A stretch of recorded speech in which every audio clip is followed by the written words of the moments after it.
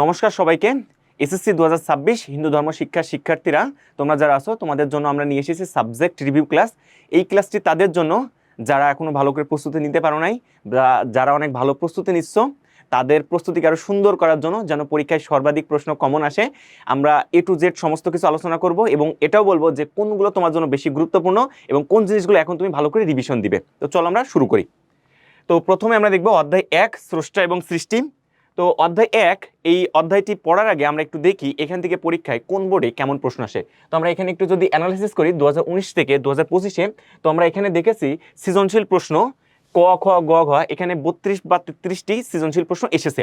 এবং আমরা যদি এমসিকিউ এর কথা চিন্তা করি, ঢাকা বোর্ডে 18টি প্রশ্ন, তারপরে রাজশাহী বোর্ডে 16টি প্রশ্ন, এমনভাবে প্রত্যেকটা বোর্ডে 17টি 15টি 19টি 14টি এই ধরনের কোশ্চেন এসেছে। তাহলে আমরা বলতে পারি এই অধ্যায়ের গুরুত্ব সর্বাধিক। যেহেতু খুব কম অধ্যায় আছে, তাহলে আমরা অধ্যায় 1, এখানে আরেকটা কথা, অধ্যায় 1 খুবই সহজ একটি অধ্যায়।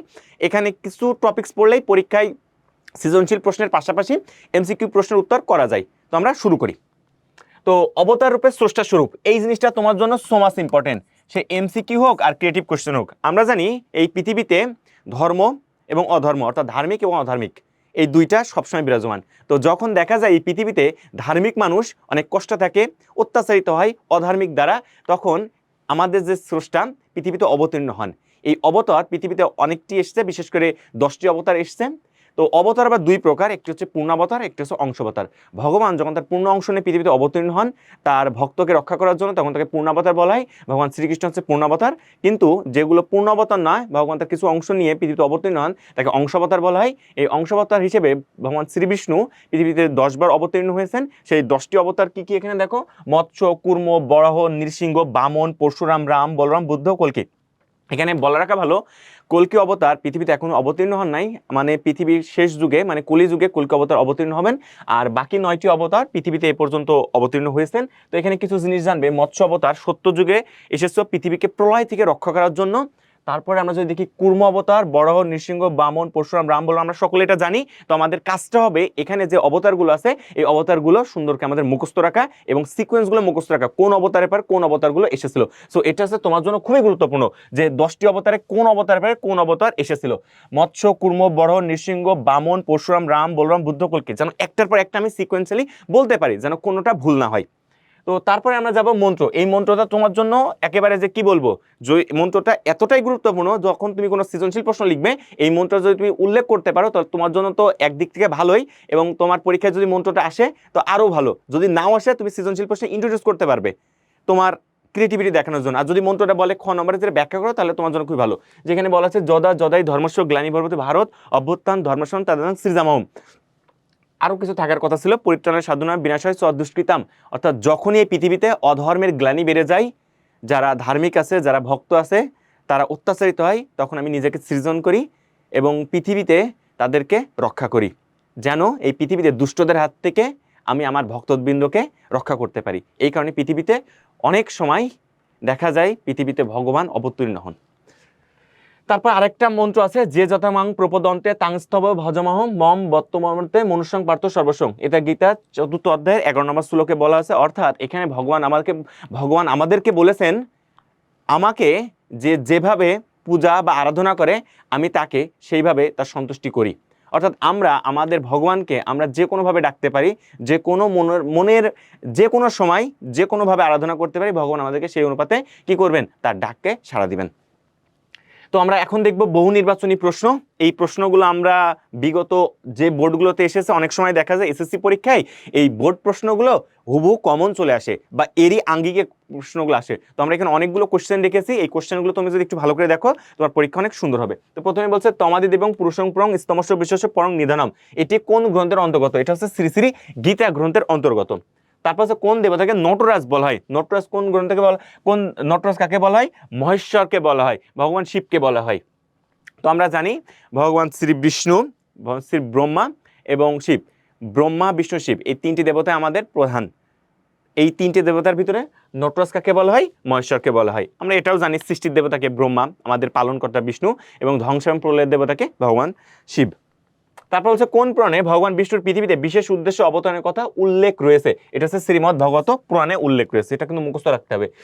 নিচে উদ্দীপকের আলোকে পরবর্তী প্রশ্ন উত্তর দাও। মনে রাখবা হিন্দু ধর্মে এমন উদ্দীপক তোমাকে অনেক দিবে এবং প্রশ্নগুলো সলভ করতে হবে। এই উদ্দীপকগুলি একটু জাস্ট তুমি থিঙ্কিং করলে উত্তর করতে পারবে। তো দেখো উদ্দীপক কি বলেছে, অমলবাবু সৎ পথে থেকে কঠোর পরিশ্রম করেও সচ্ছলভাবে চলতে পারেন না। এটা মনে রাখবা, পৃথিবীতে অনেক যারা ভালো মানুষ তাদের পরে দেখা যায় অনেক সময় কি হয় যে তাদের পরে সবসময় ক্ষতি বা যে কোনো কিছু বিপদে থাকেন। ভগবান ভালো মানুষকে পছন্দ করার জন্য এর মানে তাকে কি করছে, অনেক পরীক্ষায় রাখছেন।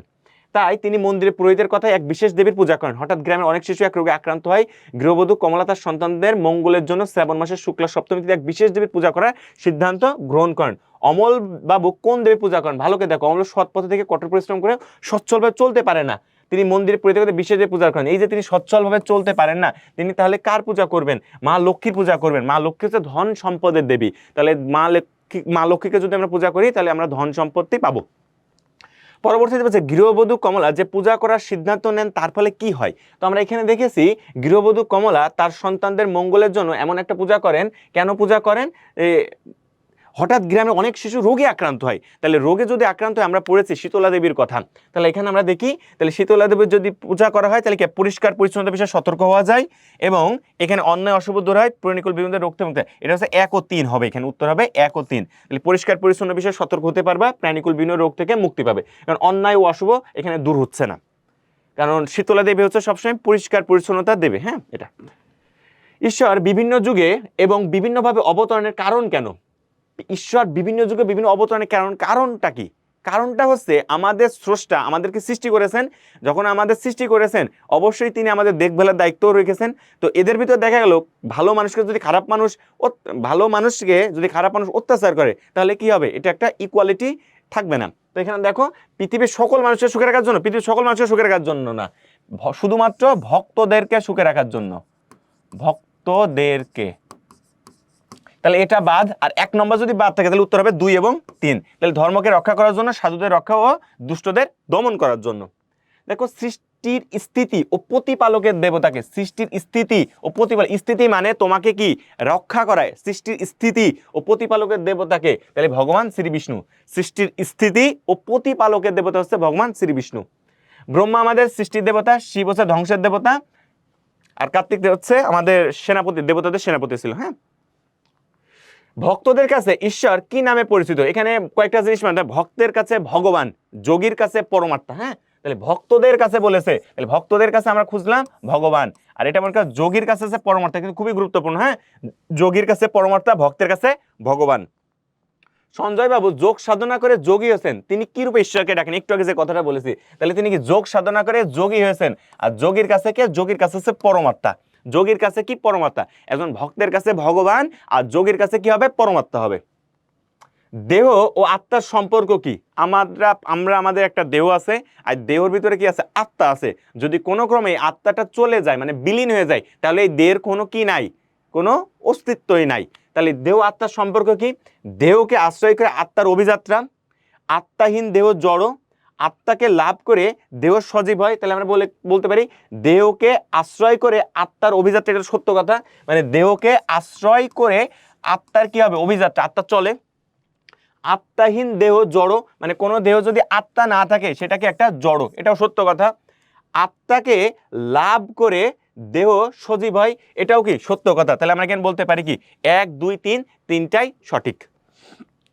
নিচের উদ্দীপকের আলোকে পরবর্তী প্রশ্নের উত্তর দাও। বিজন ও লিখন জগন্নাথ বিশ্ববিদ্যালয়ের ছাত্র।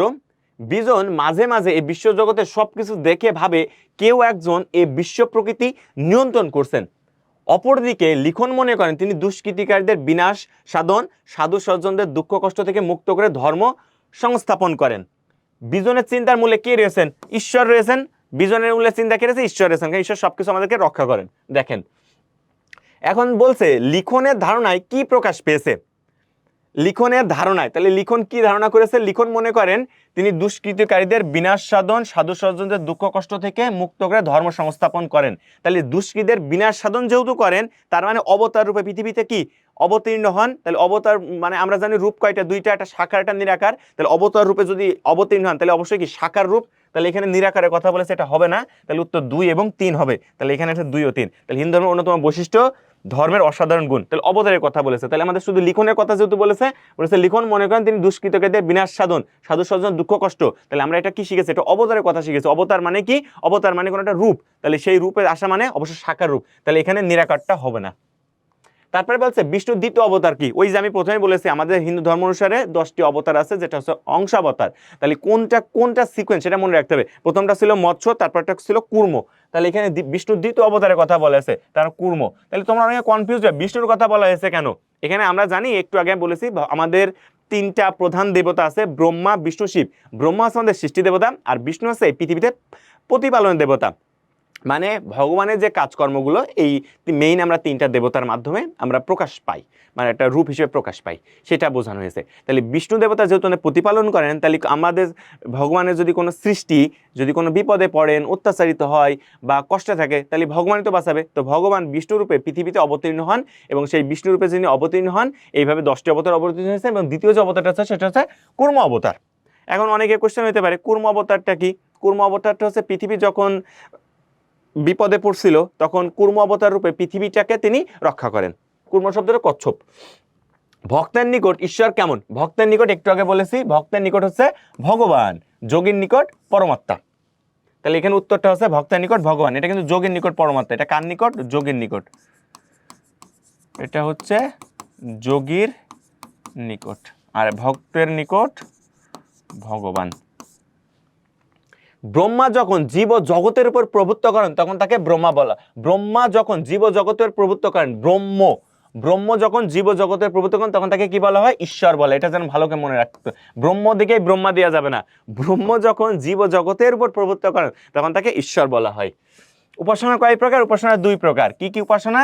একটা হচ্ছে সাকার উপাসনা, আর একটা হচ্ছে নিরাকার উপাসনা। এখন কথা হচ্ছে সাকার উপাসনা কি আর নিরাকার উপাসনা কি? একদম সহজ জিনিস। সাকার উপাসনা হচ্ছে তোমার সামনে যদি ওই দেব দেবীর কোনো মূর্তি বা কোনো কিছু থাকে, তার চিত্রায়িত কোনো জিনিস থাকে। আর নিরাকার বলতে এক মনে দেব দেবতার নাম স্মরণকে যে উপাসনাগুলো করি সেটা হচ্ছে নিরাকার উপাসনা। তারপর হচ্ছে ব্রহ্ম শব্দের অর্থ কি? ব্রহ্ম শব্দ তো সর্ববৃহৎ। ব্রহ্ম শব্দের অর্থ কি? সর্ববৃহৎ। ব্রহ্ম শব্দের অর্থ কি? সর্ববৃহৎ। এটা ভালো করে পড়তে হবে, এটা পরীক্ষা আসার জন্য গুরুত্বপূর্ণ। ব্যবসা বাণিজ্যে সিদ্ধি লাভের জন্য কি পূজা করে? সিদ্ধি লাভ। মনে কর সিদ্ধি লাভের কথা বলেছে। সিদ্ধি লাভ বলে ভগবান গণেশের কথা বলতে হবে, গণেশ দেবতার কথা। গণেশের সিদ্ধি দেবতা।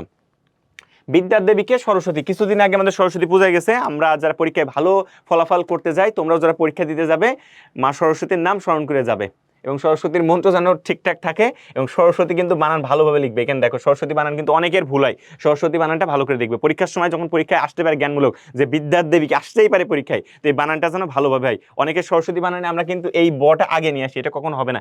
সরস্বতী। হ্যাঁ, তো তারপর দেখো নিচের উদ্দীপকালকে পরবর্তী প্রশ্ন উত্তর দাও। শ্রেয়া প্রতিদিন সকালে কবুতরকে খেতে দেয়, অপরদিকে প্রবীর প্রতিদিন তার বাগানে গাছ পরিচর্যা করে ও জল দেয়। শ্রেয়ার কাজটিকে কি বলে? জীব সেবা। এখানে একটা জীব সেবা। হ্যাঁ, একটা জিনিস মনে রাখবা, স্বামী বিবেকানন্দ বলেছেন জীবে প্রেম করে যেজন সেইজন সেবিছে ঈশ্বর। অর্থাৎ আমাদের প্রত্যেকের কি আছে? মনের ভিতরে বা আত্মা আছে, দেহের ভিতরে আত্মা আছে। এই আত্মা আসলে কি? আত্মার রূপে ব্রহ্ম অবস্থান করেন। অর্থাৎ আমি যদি কাউকে সেবা করি, এই সেবাটা কোনো একটা মানুষকে সেবা করা বোঝায় না, এই সেবা করা বোঝায় কোনো একটা ব্রহ্মাকে সেবা করা হয়। তার মানে এখানে জীব সেবা বলতে কি বোঝায়? ঈশ্বর সেবা। ওকে, তাহলে আমরা বলতে পারি কোনো জীবকে সেবা করাচ্ছে এখানে, যেহেতু কবুতরকে খেতে দেয়। শ্রেয় প্রবীরের কাজটি করার বৈশিষ্ট্য কি? ঈশ্বরকে সন্তুষ্ট করা। কারণ আমাদের প্রত্যেকের ভিতরে আত্মা আছে, আত্মাতে কি ব্রহ্ম অবস্থান করেন, তাহলে তার মানে কি ঈশ্বরকে সেবা করা। যেখানেই জীব সেখানেই শিব, মানে ঈশ্বরকে সন্তুষ্টি করা। যেখানে জীব সেখানেই শিব। শ্রেয় প্রবীরের কাজটি করার বৈশিষ্ট্য হচ্ছে ঈশ্বরকে সন্তুষ্ট করা। সত্য কথা। যেখানে জীব সেখানেই শিব। সামগ্রিক কল্যাণ, অবশ্যই সামগ্রিক কল্যাণ হতেই পারে। তাহলে আমরা 3টাই বলতে পারি, 1 2 3, 3টা। মন্টু ভাই প্রতিদিন দুপুরে খাবার সময় 1 মুঠো ভাত পশু পাখি দেয়। মন্টু বাবুর আচরণে কোন মূল বৈশিষ্ট্যের প্রতিফলন করেছে? তার মানে অবশ্যই জীব সেবা। পশুপ্রীতি হবে না, এটা জীব সেবা হবে। হ্যাঁ, জীব সেবা। শিল্পকলা ও সংস্কৃতির দেবীকে? শিল্পকলা ও সংস্কৃতির, শিল্পকলা ও সংস্কৃতির, তার মানে এখানে সরস্বতী। শিল্পকলা ও সংস্কৃতির দেবীকে সরস্বতী। অনিমেষ বাবু ব্যবসা বাণিজ্যের উন্নতিতে বিশেষ এক দেবতার ছবি দোকানে স্থাপন করে প্রতিদিন পূজা দেয়। ব্যবসা বাণিজ্যের উন্নতির জন্য বিশেষ এক দেবতার কথা বলেছে। দেবতা, তাহলে এখানে অবশ্যই কি হবে? গণেশ দেবতার কথা। যোগীর নিকট কি? যোগীর নিকট হচ্ছে পরমাত্মা। এটা কিন্তু অনেক বোর্ডে এসেছে, এই যে সকল বোর্ডে আসছিল 18 সালে, এবং এখানে 25 সালে দেখো কুমিল্লা বোর্ডের কথা বলেছে। বিষ্ণুর চতুর্থ অবতারের নাম কি? মৎস্য, কুর্ম, বরাহ। 1 নম্বর মৎস্য, 2 নম্বর কুর্ম, বরাহ, নৃসিংহ। তাহলে নৃসিংহ অবতার আছে। নৃসিংহ অবতারকে আমরা সকলেই চিনি। নৃসিংহ অবতার কখন এসেছিল? নৃসিংহ অবতার তখন এসেছিল যখন প্রহ্লাদকে বিপদে ফেলেছিল তার বাবা, আপন বাবা হিরণ্যকশিপু। তখন নৃসিংহ রূপে হিরণ্যকশিপুকে হত্যা করে প্রহ্লাদকে রক্ষা করেন। প্রহ্লাদ ছিল এমন একটা ভক্ত, যে ভক্ত দৈত্যকুলে জন্মগ্রহণ করে পৃথিবীতে এমন এক কৃতিত্ব স্থাপন করেছিল যে তার বাবার এগেনিস্টে গেছিল। কেন? ধর্মের কারণে। নৃসিংহ। তারপর দেখো, শিবকে নটরাজ কেন বলা হয়? নাট্য নৃত্যে পারদর্শিতার জন্য। কেন বলা হয়? নাট্য ও নৃত্যে পারদর্শিতার জন্য।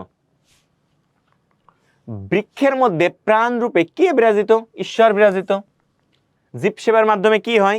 জীব সেবার মাধ্যমে আমরা স্রষ্টার সেবা করতে পারি, প্রাণীদের সেবা হয়, লতা গুল্মের সেবা হয় না। তাহলে উত্তর হচ্ছে 1 ও 2। ঈশ্বর কোন রূপে সৃষ্টিকে প্রতিপালন করেন? সৃষ্টিকে প্রতিপালন করে, পালনকর্তাকে বিষ্ণু। ব্রহ্মাকে সৃষ্টি দেবতা, শিব কি? ধ্বংসের দেবতা। মনে রাখতে হবে কিন্তু এগুলো।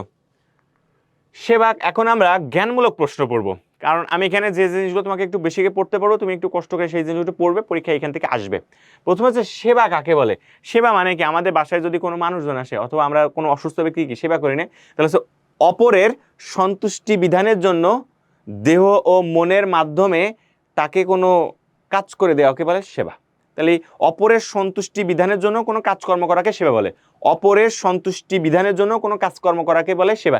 এখানে সেবা তুমি দৈহিকভাবে কাজ করে দিলে বা মানসিকভাবে কোনো কাজ করে দিলে সেটাও একটা যে কোনো সেবা হইতে পারে। হচ্ছে পরমাত্মা কাকে বলে? আত্মা যখন কোনো মানুষের মাঝে অবস্থান করে তাকে পরমাত্মা বলে। তোমার ভিতরে যে আত্মা আছে এটা পরমাত্মা। পরমাত্মা কাকে বলে? আত্মা যখন নিজের মধ্যে অবস্থান করে তাকে পরমাত্মা বলে। এই কোশ্চেনটাকে সুপার মোস্ট ইম্পর্টেন্ট দিয়ে রাখো, যে কোনো বোর্ডে আসবে, পরীক্ষার পর দেখবে, এটা আসবে পরীক্ষায়। পরমাত্মা কাকে বলে? আত্মা যখন নিজের মধ্যে অবস্থান করে তখন তাকে পরমাত্মা বলে। ব্রহ্মা কখন ঈশ্বর বলা হয়? একটু আগে কিন্তু আমরা এমসিকিউতে সলভ করেছি, এই যে এখানে দেখো,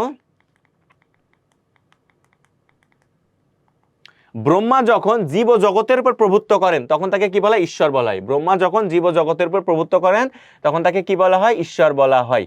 তাহলে ব্রহ্মাকে কখন ঈশ্বর বলা হয়? ব্রহ্মা যখন জীব জগতের উপর প্রভুত্ব করেন তখন তাকে বলে ঈশ্বর বলা হয়। ব্রহ্মা যখন জীব ও জগতের উপরে প্রভুত্ব স্থাপন করেন তখন তাকে ঈশ্বর বলা হয়। তাহলে আমরা এটাও পারলাম। উপাসনা কাকে বলে? উপাসনা বলতে বোঝাচ্ছে ঈশ্বরের সন্তুষ্টির জন্য ঈশ্বরের আরাধনা করাকে কি বলে? উপাসনা বলে। জীবাত্মা কাকে বলা হয়? আমাদের সকলের ভিতরে যখন আত্মা থাকে তখন ওই আত্মাকে পরমাত্মা বলে, আর পরমাত্মার ভিতরে যখন ব্রহ্মা অবস্থান করে তখন তাকে জীবাত্মা বলে।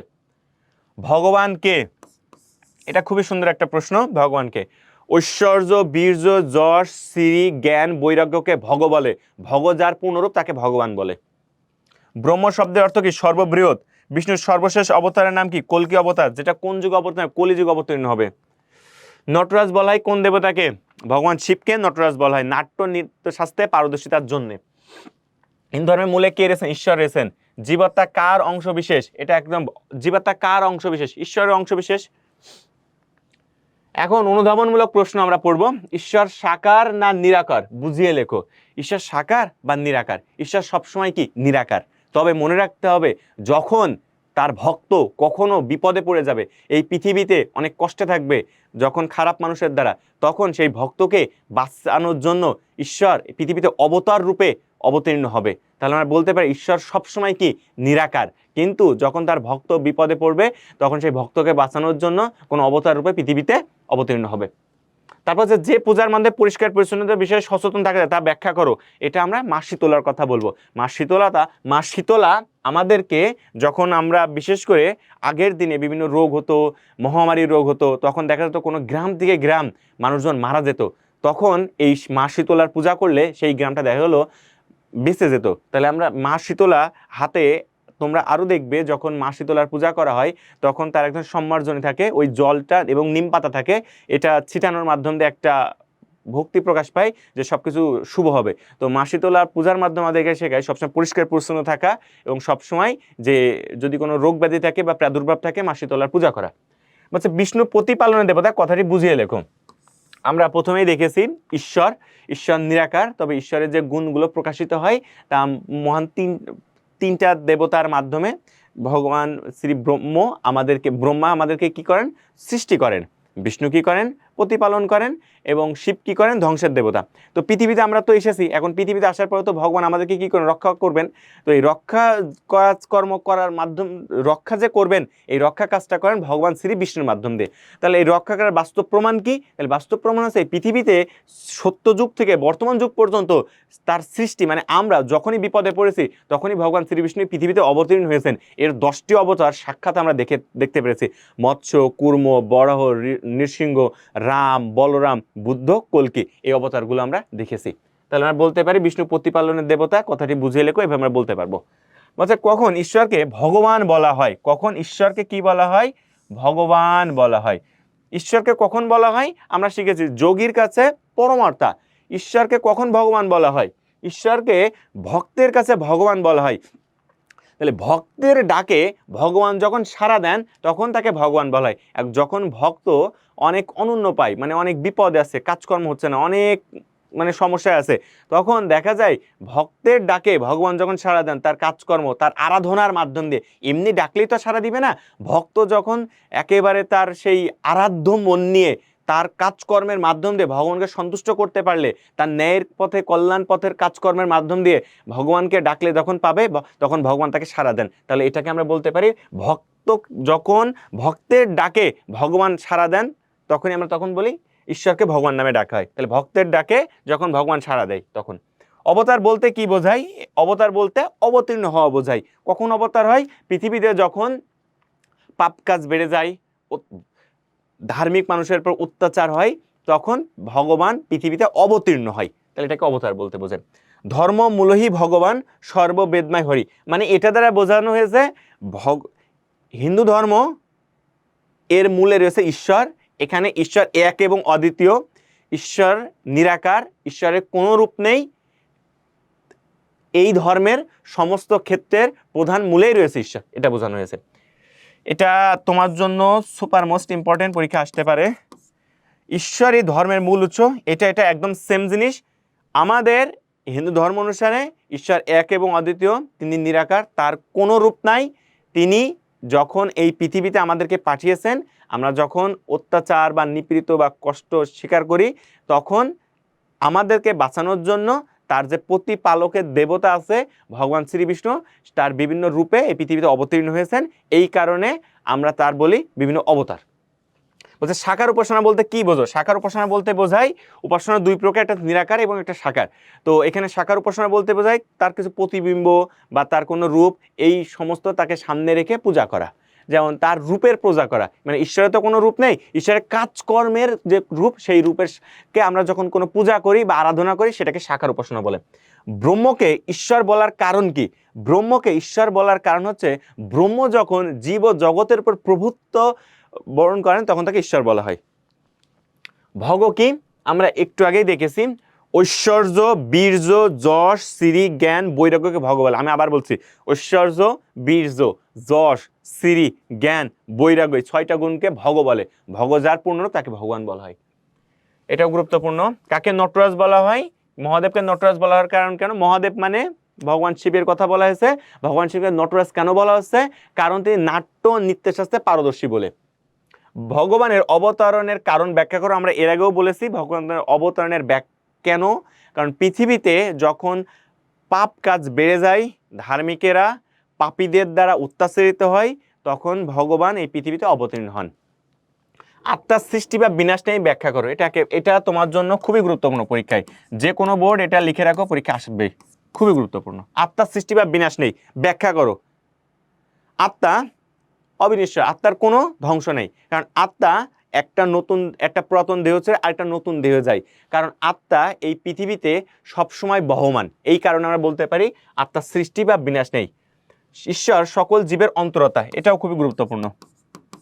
এই দুইটা প্রশ্ন ভালো করে পড়বে, পরীক্ষা আসবে এই দুইটা ভিতর থেকে। ঈশ্বর সকল জীবের অন্তরতা বলতে বোঝাচ্ছে আমাদের প্রত্যেকের দেহে আত্মা আছে। এই আত্মা আসলে যখন নিজের দেহে থাকে তখন তাকে আমরা পরমাত্মা বলি, আর পরমাত্মার ভিতরে যখন ব্রহ্মা থাকে তখন তাকে কি বলা হয়? জীবাত্মা বলা হয়। তাহলে আমরা বলতে পারি আমাদের প্রত্যেকের আত্মার রূপে কি অবস্থান করেন? ভগবান অবস্থান করেন, কারণ ব্রহ্মাই তো ভগবান একটা কি কাজকর্মের একটা অবতীর্ণ রূপ। তাহলে আমরা বলতে পারি ঈশ্বর সকল জীবের অন্তরাত্মা। তাহলে আমরা আছি আমাদের দেহ আছে, দেহের ভিতর আত্মা আছে, আত্মার ভিতরে কি অবস্থান, ব্রহ্মা অবস্থান করেন, আর ব্রহ্মাই কি, ব্রহ্মা হচ্ছে ঈশ্বর। তাহলে আমরা বলতে পারি ঈশ্বর সকল জীবের অন্তরাত্মা। সংক্ষিপ্ত প্রশ্ন আরো আছে, 10 অবতারের নাম লেখো। এটা তো খুবই ইম্পর্টেন্ট প্রশ্ন। তাহলে তোমার 10 অবতারের নাম লিখতে হবে। যেভাবে পড়ছো, মৎস্য পড়ছো, কুর্ম, বরাহ, নৃসিংহ, রাম, বলরাম, পরশুরাম, বুদ্ধ, কল্কি, এগুলো ভালো করে পড়বে। পরমাত্মা বলতে কি বোঝায়? আত্মা যখন নিজের মধ্যে অবস্থান করেন তখন তাকে পরমাত্মা বলে। ঈশ্বর জ্ঞানে জীব সেবার ধারণা দাও। আমরা জানি প্রত্যেকটা মানুষের দেহে কি থাকে, আত্মা থাকে। তাহলে এই আত্মাটাই হচ্ছে ব্রহ্মা, আর ব্রহ্মাটাই হচ্ছে ঈশ্বর। তাহলে আমি যদি কাউকে সেবা করি, তার মানে আমি এই সেবাটা কি জীব সেবা করা না, এটা হচ্ছে ঈশ্বর সেবা।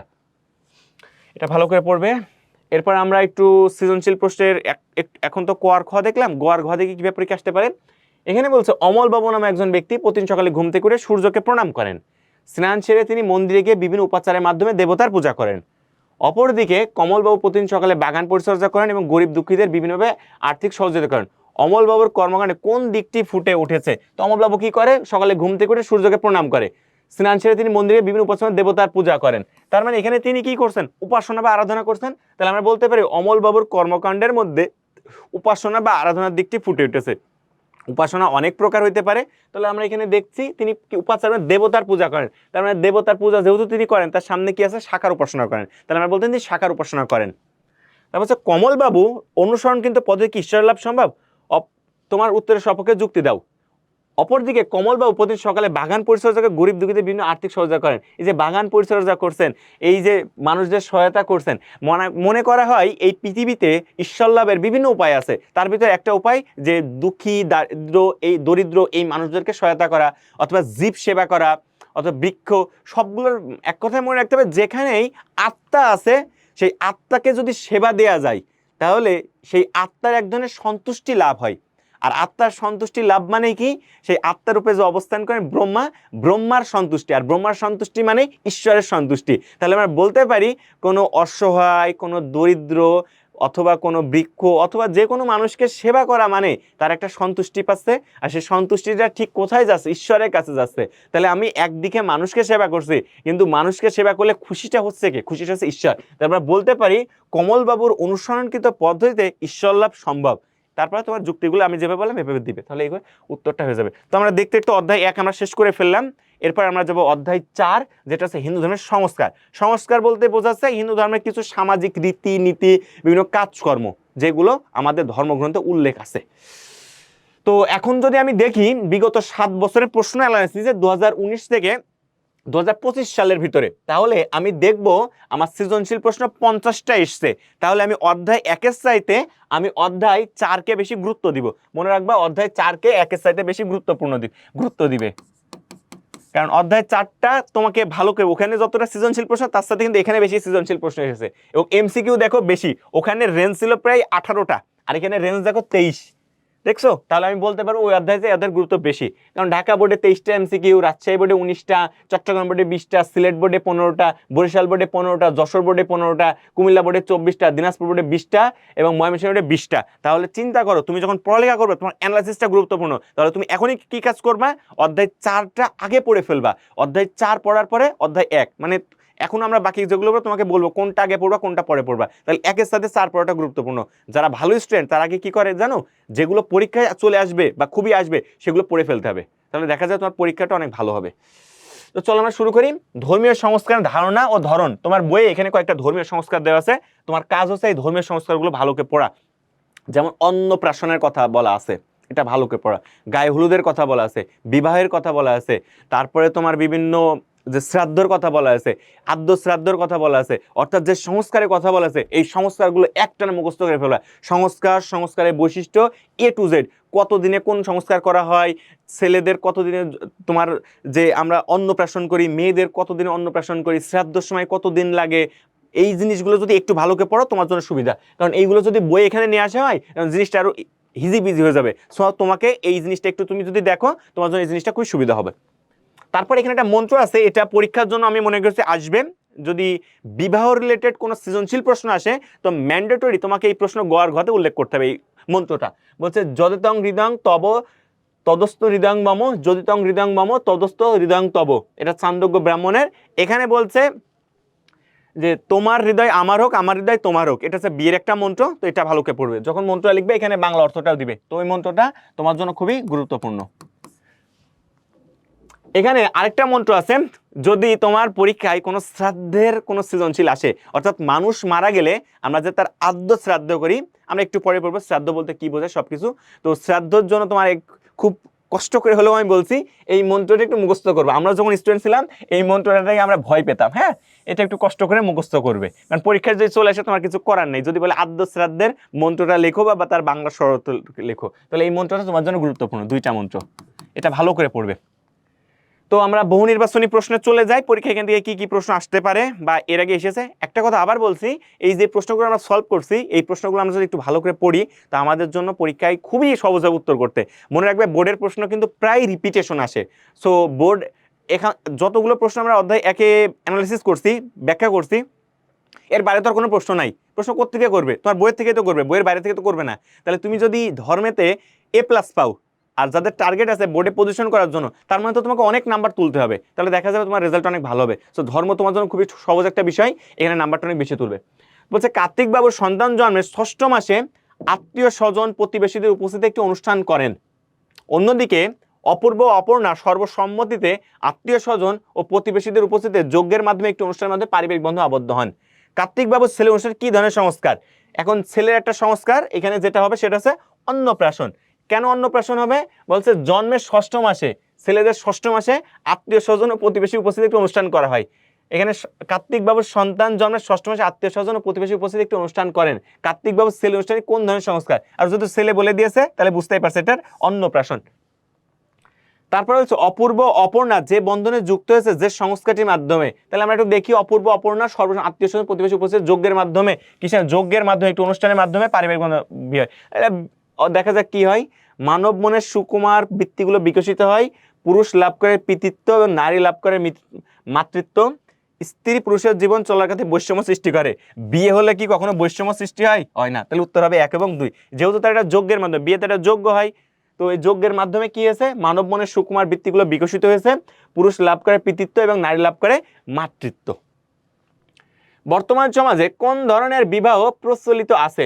এখানে দৈব, ব্রাহ্ম, আর্য, প্রজাপত্য। তাহলে আমরা বলতে পারি বর্তমান সমাজে ব্রাহ্ম বিবাহ প্রচলিত আছে। কোন বিবাহ?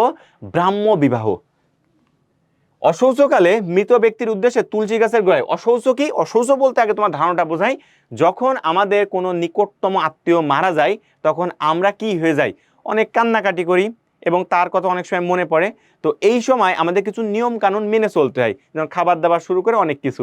তো এই সময়টাকে আমরা যে পালন করি এটাকে অশৌচ বলা হয়। অশৌচ 2 প্রকার, একটা জনন শৌচ, একটা মরণ শৌচ। জনন শৌচ বলতে হচ্ছে কোনো ব্যক্তি জন্মগ্রহণ করলে যেটা সেটা, আর মরণ শৌচ বলতে বোঝানো হচ্ছে কোনো মানুষ মারা গেলে। তো এখানে ওই অশৌচকালে মৃত ব্যক্তির উদ্দেশ্যে তুলসী গাছের গোড়ায় কি করা হয়? জল প্রদান করতে হয়, দুধ দিতে হয়, এই ফুল দিতে হয় না। হ্যাঁ, 1 এবং 3 হবে। পরে আমরা উদ্দীপকটা পড়ি, পরে প্রশ্ন উত্তর করি। বলছে রমণী মোহন বাবুর একমাত্র মেয়ে সুমিত্রার বিবাহ উপলক্ষে গায়ে হলুদের আয়োজন করা হয়। অপরদিকে উৎপলার ছেলে উৎসর মুখে প্রথম ভাত দেওয়ার জন্য এক অনুষ্ঠানের আয়োজন করা হয়। গায়ে হলুদ অনুষ্ঠানের অন্তর্নিহিত উদ্দেশ্য কি? গায়ে হলুদ আনন্দ করা, অনেকে গেল যে আনন্দ করেই, পূর্বপুরুষের আশীর্বাদ কামনা, বিয়ের কনেকে সাজানো, নবদম্পতির সুখ শান্তি কামনা। এটা গায়ে হলুদ হচ্ছে পূর্বপুরুষের আশীর্বাদ কামনা, এটা হচ্ছে উত্তর। হ্যাঁ, পূর্বপুরুষের আশীর্বাদ কামনা করা। অনেকে আবার গায়ে হলুদ না অনেক মজা করে। হ্যাঁ, তাহলে এটা কি? পূর্বপুরুষের আশীর্বাদ কামনা হবে এখানে। উৎপলার ছেলের মুখে ভাত দেওয়ার অনুষ্ঠান হিন্দু সংস্কারে কি বলা হয়? মুখে ভাত দেওয়া অনুষ্ঠান করতে একেবারে সহজ, অন্নপ্রাশন। ভাত অন্ন, মনে থাকে জানো? হ্যাঁ, ভাত অন্ন, ভাত দেওয়া অনুষ্ঠান মানে অন্নপ্রাশন। অশৌচ শব্দের অর্থ কি? একটু আগে আমরা অশৌচ শব্দটা পড়েছি। অশৌচ বলতে কি বোঝায়? যখন আমাদের কোনো মানুষ মারা যায় তখন আমরা কি, মন খারাপ থাকে, তখন আমাদের ভিতরে কি থাকে? আমাদের ভিতরে একটা সুচিতার অভাব থাকে। হ্যাঁ, তো এটা তো নিরামিষ হওয়ার কথা ছিল না, অপরিষ্কার কথা ছিল না, একটু সমস্যায় পড়তাম, যেটা পবিত্রতা হবে না সুচিতার অভাব। সবসময় রাখা অশৌচ, এখানে একটা চ আছে এবং তালবস্যা আছে, তাহলে সুচিতার অভাব। হ্যাঁ, অশৌচ শব্দের অর্থ সুচিতার অভাব। কেউ জন্মগ্রহণ করলে কি পালন করতে হয়? জন্মগ্রহণ করলে জননা শৌচ, আর মৃত্যুবরণ করলে মরণ শৌচ। এটা হচ্ছে জন্মগ্রহণ, আর এইটা হচ্ছে কেউ মৃত্যুবরণ করলে। এই দুইটা জিনিস ভালোভাবে মনে রাখতে হবে, একটা জন্মগ্রহণ, একটা মৃত্যুবরণ। কত পুরুষ পর্যন্ত জ্ঞাতিত্ব বর্তমান থাকে? হ্যাঁ, সপ্তম পুরুষ পর্যন্ত। কত পুরুষ পর্যন্ত জ্ঞাতিত্ব বর্তমান থাকে? সপ্তম পুরুষ পর্যন্ত। তমগুণ দ্বারা প্রভাবিত কোন বর্ণের লোক? এটা হচ্ছে বৈশ্য। বৈশ্যরা হচ্ছে তমগুণ দ্বারা প্রভাবিত। তারপর বলছে নিচের উদ্দীপকের আলোকে পরবর্তী প্রশ্ন উত্তর দাও। সুমা ও বিমল পরস্পর মাল্য বিনিময়ের মাধ্যমে বিবাহ বন্ধনে আবদ্ধ হয়। অপরদিকে দীনেশবাবু তার একমাত্র মেয়েকে বিয়ে দিচ্ছেন। নানা অনুষ্ঠানের মধ্য দিয়ে বিবাহ সম্পন্ন করে বরের হাতে মেয়েকে তুলে দিলেন। দীনেশবাবুর মেয়ের বিবাহ কোন রীতি অনুসারে হয়? এই প্রশ্নটা অনেকে ভুল করবে। আগেই দেখছে মাল্য বিনিময়, তাহলে গান্ধর্ব দিয়ে দিবে, কিন্তু এখানে বলছে দীনেশবাবুর মেয়ের কথা। দীনেশবাবুর মেয়েকে বিয়ে দিচ্ছেন নানা অনুষ্ঠানের মধ্য দিয়ে সম্পন্ন করে। তাহলে নানা অনুষ্ঠান কোথায় হয় এবং আমাদের বর্তমান সমাজে প্রচলিত, তাহলে এটা হবে ব্রাহ্ম।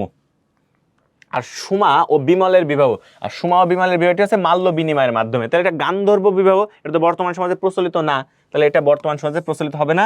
উত্তর কি 2 ও 3? 2 এবং 3। মহাভারতের দুষ্মন্ত শকুন্তলা অনুসরণ করছিল আর মনুসংহিতায় উল্লেখ আছে। তারপর হচ্ছে ক্ষত্রিয়দের অশৌচ পালনের বিধান কতদিন থাকে? ক্ষত্রিয়দের থাকে 12 দিন। এটা ভালো মনে রাখতে হবে, ক্ষত্রিয়দের থাকে 12 দিন। দশবিধের সংস্কারে উল্লেখ কোথায় আছে? দশবিধের যে সংস্কার, আমাদের সংস্কার করে 10টা, কোথায় আছে? স্মৃতিশাস্ত্রে উল্লেখ আছে। কাজল বাবুর স্ত্রীর আষাঢ় মাসে কন্যা সন্তান ভূমিষ্ঠ হলো। শাস্ত্র অনুযায়ী তারা কোন মাসে অন্নপ্রাশন দিতেন? মনে করবা মেয়েদের 5, 8 ও 10 মাসে। তাহলে তুমি আষাঢ় মাস থেকে যাও, তাহলে এখানে কার্তিক মাস হইতে পারে। হ্যাঁ, উত্তর কি কার্তিক মাস। বিবাহের মাধ্যমে স্বামী স্ত্রী কি লাভ করে? এটা সহজ, পিতৃত্ব ও মাতৃত্ব। তাহলে এটা হবে পিতৃত্ব ও মাতৃত্ব। এখানে কর্তৃত্বটা ভুল আছে, এখানেও কর্তৃত্বটা, এখানেও কর্তৃত্ব, তাহলে এখানে দায়িত্ব ভুল। হ্যাঁ, তাহলে সি নম্বর। নিচের উদ্দীপক 2টা পড়ে আমরা উত্তর করব। উদ্দীপক 1 বলছে তাপসের সন্তান জন্মের পর সে যষ্টিমদীয় ঘি দ্বারা ছেলের জিহ্বা স্পর্শ করে। তাপসের পালনকৃত অনুষ্ঠানটি দশবিধের সংস্কারের মধ্যে কোনটা? তাহলে অবশ্যই দৃশ্য 1 অবশ্যই জাতকর্ম। এটাকে কি বলা হয়? জাতকর্ম। অর্থাৎ কোনো বাসায় যদি কোনো বাচ্চা জন্মগ্রহণ করে তাহলে যষ্টিমদীয় ঘি দ্বারা জিহ্বাটা স্পর্শ করা হয়। এই কারণে জিজ্ঞেস করা হয় যে জন্মানোর পরে তাকে মধু খাওয়াইছিল কিনা। হ্যাঁ, ওই যে যাদের কথাবার্তা কি অনেক থাকে না, সেই কারণে আমরা বলি যে তার কথা ভালো বা খারাপ কিনা, সেই কারণে এটা আমরা বলতে জাতকর্ম এখানে উত্তর হবে। তো তারপরে আমরা দেখি বলছে উদ্দীপকের ববিতার বিয়ের অনুষ্ঠানটি পালনের মাধ্যমে কি হয়? দৃশ্য 2 বলছে ববিতার বিয়ের আনুষ্ঠানিকতা চলাকালীন একটি উল্লেখযোগ্য পর্বে ববিতাকে গাঁদা ফুলের রঙের মতন দেখায়। তাহলে গাঁদা ফুলের রঙের মতন দেখাইলে কিসের মতো? তাহলে কি গায়ে হলুদ হয়? গায়ে হলুদ কি মূল আনুষ্ঠানিকতা শুরু হয়, বিবাহের মূল পর্ব শুরু হয় না। বিবাহের মূল পর্ব শুরু হয় মনে কর সম্প্রদান পর্বে। হ্যাঁ, সম্প্রদান আছে বিবাহের মূল পর্ব। আর মূল আনুষ্ঠানিকতা মনে রাখবা, বিয়ের মূল আনুষ্ঠানিকতা মানে তুমি স্টেজটা শুরু করছো, বিয়ের কার্যক্রম শুরু হয় গায়ে হলুদ দিয়ে। আর বিয়ের মূল পর্ব যেটা বলা হয়, বিয়ের মূল পর্ব হচ্ছে সম্প্রদান। তাহলে এটা হবে না, তাহলে এবং দেহ শুদ্ধিকরণ হয়। তাহলে উত্তরটা হচ্ছে 1 এবং 3। বর্ণ বিভাজন হয় কিসের মাধ্যমে? হিন্দু ধর্মের বর্ণ বিভাজন ছিল অতীতে এবং এটা হয়েছিল সাধারণত তার কর্মভেদে, সে কি কাজকর্ম সে অনুযায়ী। এখন এই জন্মভেদ, এখন এই যে জাত বিভাজন, এইটাকে আগের আমল থেকে এটা সাধারণত কর্মভেদে ছিল। এখন একজন মানুষ সে যেখানে জন্মগ্রহণ না কেন তার কাজকর্মের দ্বারা সে প্রকাশিত হবে। এর মানে এই না সে এক জায়গায় জন্মগ্রহণ করছে অন্য জায়গায় উঠতে পারবে না। অন্ত্যেষ্টিক্রিয়ার মন্ত্রটি পাঠ করার মাধ্যমে কি আত্মা বিশুদ্ধ হয়? যারা বোর্ডে পরীক্ষা দিচ্ছ এটা ভালোভাবে মনে রাখবা, পরীক্ষা আসতে পারে।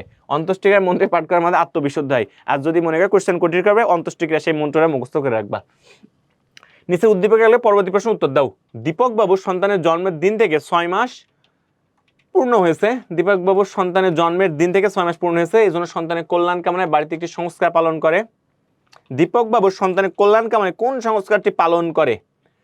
এখানে 6 মাস পূর্ণ হয়েছে, এজন্য সন্তানের কল্যাণ কামনায় বাড়িতে একটি সংস্কার পালন করে। তাহলে 6 মাস পূর্ণ হয়েছে, আর আমরা শিখেছি যে ছেলের সাধারণত 6 মাস পরে, তাহলে এখানে কি হবে? অন্নপ্রাশন হয়। জাতকর্ম কিন্তু হচ্ছে না। হ্যাঁ, মানে জাতকর্ম বলতে সে জন্মগ্রহণ করেছে তারপরে জাতকর্ম, আর এখানে অন্নপ্রাশন বলতে বোঝাচ্ছে যে একটা শেষ পর্যায়ে 6 মাস পরে। রমলা জীবনের বিশেষ দিনের গুরুত্ব। রমলা কি? রমলা বিশ্ববিদ্যালয়ে পাঠ শেষে বাড়িতে এসেছে, পড়ালেখা শেষ করে। এ সময় তার বাবা রমলাকে সোনার গহনা পরিয়ে সকলের উপস্থিতিতে একটি বিশেষ অনুষ্ঠান আয়োজন করে। অনুষ্ঠান ছিল রমলার জীবনের একটি বিশেষ দিন। তার মানে বিবাহ দিয়েছে। নারী মাথায় লাভ করে মাতৃত্ব, পুরুষ পিতায় লাভ করে পিতৃত্ব। নারীকে জীবন, বিয়েতে কোনো কোনো কি জীবনমুখী শিক্ষা দেয়? 1 এবং 2 হবে। জন্মের পর জব জ্যোষ্ঠীমধ্যে ঘৃত দ্বারা সন্তানের জিহ্বা স্পর্শ করতে কোটা? এটা একেবারে সহজ। জন্মের পর জব জ্যোষ্ঠীমধ্যে ঘৃত দ্বারা সন্তানের জিহ্বা স্পর্শ করতে হয় কোন সংস্কারের মাধ্যমে? জাতকর্মের মাধ্যমে। দেখছো প্রায়ই আসছে। বিবাহের মূল পর্ব কোনটা? দেখছো কত বোর্ডে এসে, এটা হচ্ছে সবচাইতে গুরুত্বপূর্ণ প্রশ্ন। বিবাহের মূল পর্ব কোনটা? মূল পর্ব হচ্ছে সম্প্রদান। আর গাত্র হরিদ্রা মানে গায়ে হলুদ, এটা দিয়ে শুরু হয়, মনে রাখবা গায়ে হলুদ দিয়ে শুরু হচ্ছে, এই জায়গায় হচ্ছে গায়ে হলুদ, এটা দিয়ে শুরু হয়। আর বিয়ের মানে মূল অতিথিরা কোথায় থাকে? মাঝখানে থাকে, তাহলে এই জায়গা হচ্ছে সম্প্রদান। হ্যাঁ, সম্প্রদান। পণ প্রথা নির্মূলে, পণ প্রথা কি? পণ প্রথা বলতে হচ্ছে ওই যে বিয়েতে যারা যৌতুক প্রথা নেয় না, ওই যৌতুক প্রথাটা, অর্থাৎ কনে পক্ষ থেকে অনেক বর পক্ষের লোক কি নেয়? টাকা পয়সা নেয়। এই বর পক্ষ যারা আছে, কোনের বাড়ি থেকে যারা টাকা পয়সা নেয়, এগুলো কিন্তু ভালো কাজ না। হ্যাঁ, তো তোমাদের আশেপাশে যারা আছে এর এগেনস্টে কথাবার্তা বলবা যে মেয়ের বাড়ি থেকে ছেলের বাড়ি টাকা পয়সা কেন নিবে? ছেলেরা এই কাজটা সবচেয়ে খারাপ কাজ করে, যে কখনো কখনো বিয়ের সময় দেখা যায় ছেলেরা মেয়ের বাড়ি থেকে অনেক টাকা পয়সা দাবি করে, তো দেখা গেল ওই মেয়ের পরিবারটার জন্য দরিদ্র থাকে, তাহলে কিন্তু আসলেই তার বাবা মা অনেক কষ্টে থাকে, তো এই কাজটা করা যাবে না।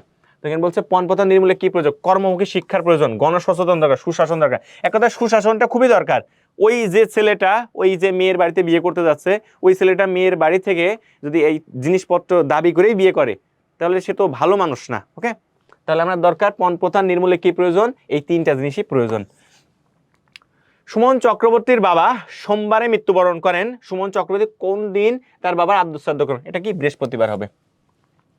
নিশান্ত বাবুর স্ত্রীর কন্যা সন্তান ভূমিষ্ঠ হলো, শাস্ত্র অনুযায়ী কততম দিবসে নামকরণ করণীয়? ভালো করে বোঝো, নিশান্ত বাবুর স্ত্রীর কন্যা সন্তান ভূমিষ্ঠ হলো, শাস্ত্র অনুযায়ী কততম দিবসে নামকরণ করা প্রয়োজনীয়? এটা কি হবে? 10ম দিনে। মনুসংহিতায় কয় প্রকার বিবাহের উল্লেখ আছে? 8 প্রকার বিবাহের উল্লেখ আছে। বিধানবাবুর স্ত্রী শ্রাবণ মাসে পুত্র সন্তান ভূমিষ্ঠ হলো, শাস্ত্র অনুযায়ী কোন মাসে পুত্রের অন্নপ্রাশন হবে? এটা কোন মাসে হবে? পৌষ মাসে হবে। এরপরে আমরা জ্ঞানমূলক প্রশ্ন, অনুধাবনমূলক প্রশ্ন এবং আমাদের প্রয়োগ এবং উচ্চতর দক্ষতা এগুলো দেখি। তো প্রথমে আমরা জ্ঞানমূলক প্রশ্ন দেখি। অসুস্থ শব্দের অর্থ কি? এই প্রশ্নটা ভালোভাবে দাগিয়ে এবং লিখে রাখো, পরীক্ষা আসবে, সে এমসিকিউ হোক এবং ক্রিয়েটিভ হোক। অসুস্থ শব্দের অর্থ কি আমরা পড়েছি? অসুস্থ শব্দের অর্থ হচ্ছে সুচিতার অভাব, অর্থাৎ কোনো আমাদের আপনজন মারা গেলে আমাদের ভিতরে এক ধরনের খারাপ কাজ করে, তখন আমরা কি করি? আমাদের ভিতরে পবিত্রতার অভাব থাকে, তো এটাকে আমরা বলি সুচিতার অভাব।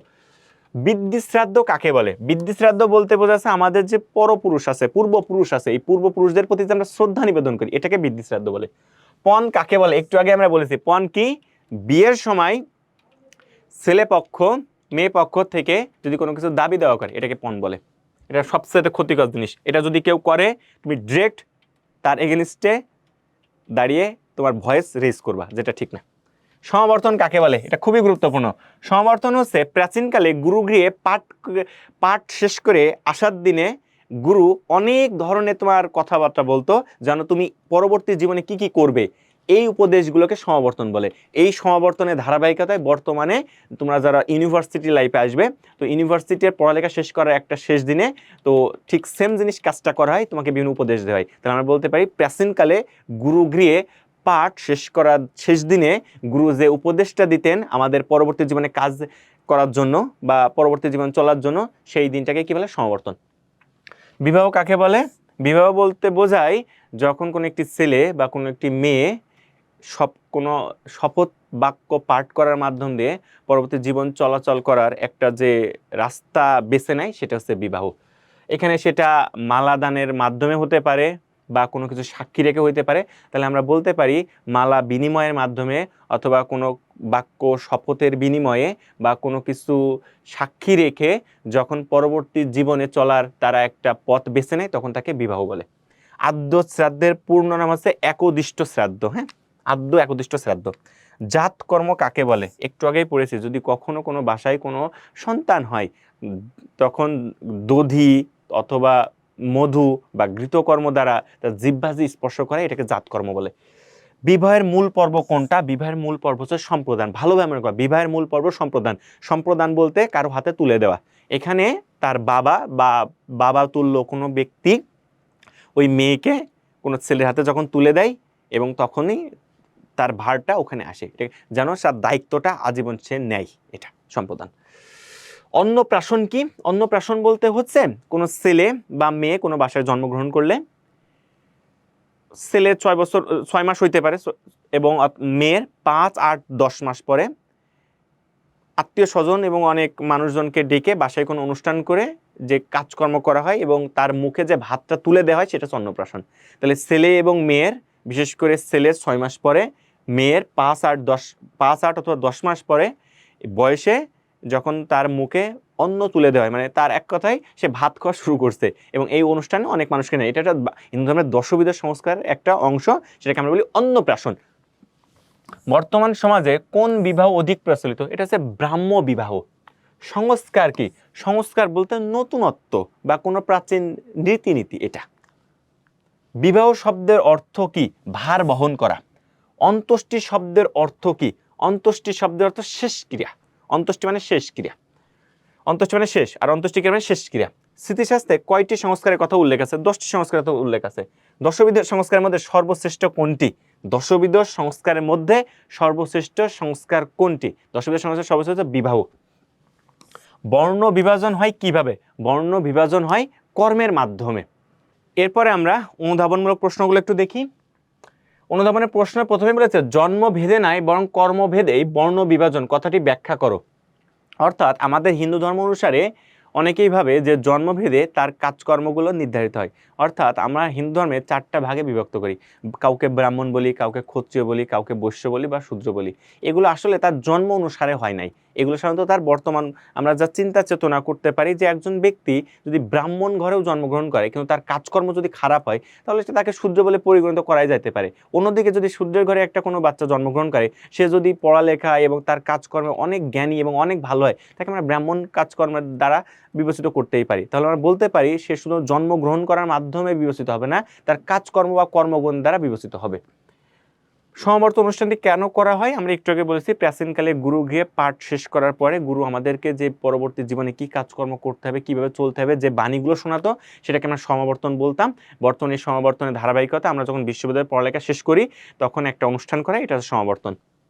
জননা শৌচ বলতে কি বোঝায়? জননা শৌচ বলতে হয় কোনো বাসায় যদি জন্মগ্রহণ করে কেউ, সেই জন্মগ্রহণ উপলক্ষে যে অশৌচ পালন করে তাকে জননা শৌচ বলা হয়। বৃদ্ধি শ্রাদ্ধ বলতে কি বোঝায়? আমাদের পূর্বপুরুষদের উপলক্ষে আমরা যে শ্রদ্ধাটা পালন করি সেটা হচ্ছে বৃদ্ধি শ্রাদ্ধ। দেহ শুদ্ধিকরণ অনুষ্ঠান বলতে কি বোঝায়? দেহ শুদ্ধিকরণ অনুষ্ঠানটা একটা বিবাহের অংশ এবং আমাদের হিন্দু ধর্মের স্মৃতিশাস্ত্র অনুসারে দশবিধ সংস্কারের একটি অংশ, এবং এখানে সাধারণত গায়ে হলুদকে বোঝানো হয়, অর্থাৎ বিবাহের পূর্বে যে অনুষ্ঠানটা করা হয়। তাহলে দেহ শুদ্ধিকরণ কোথায় করে? গায়ে হলুদে।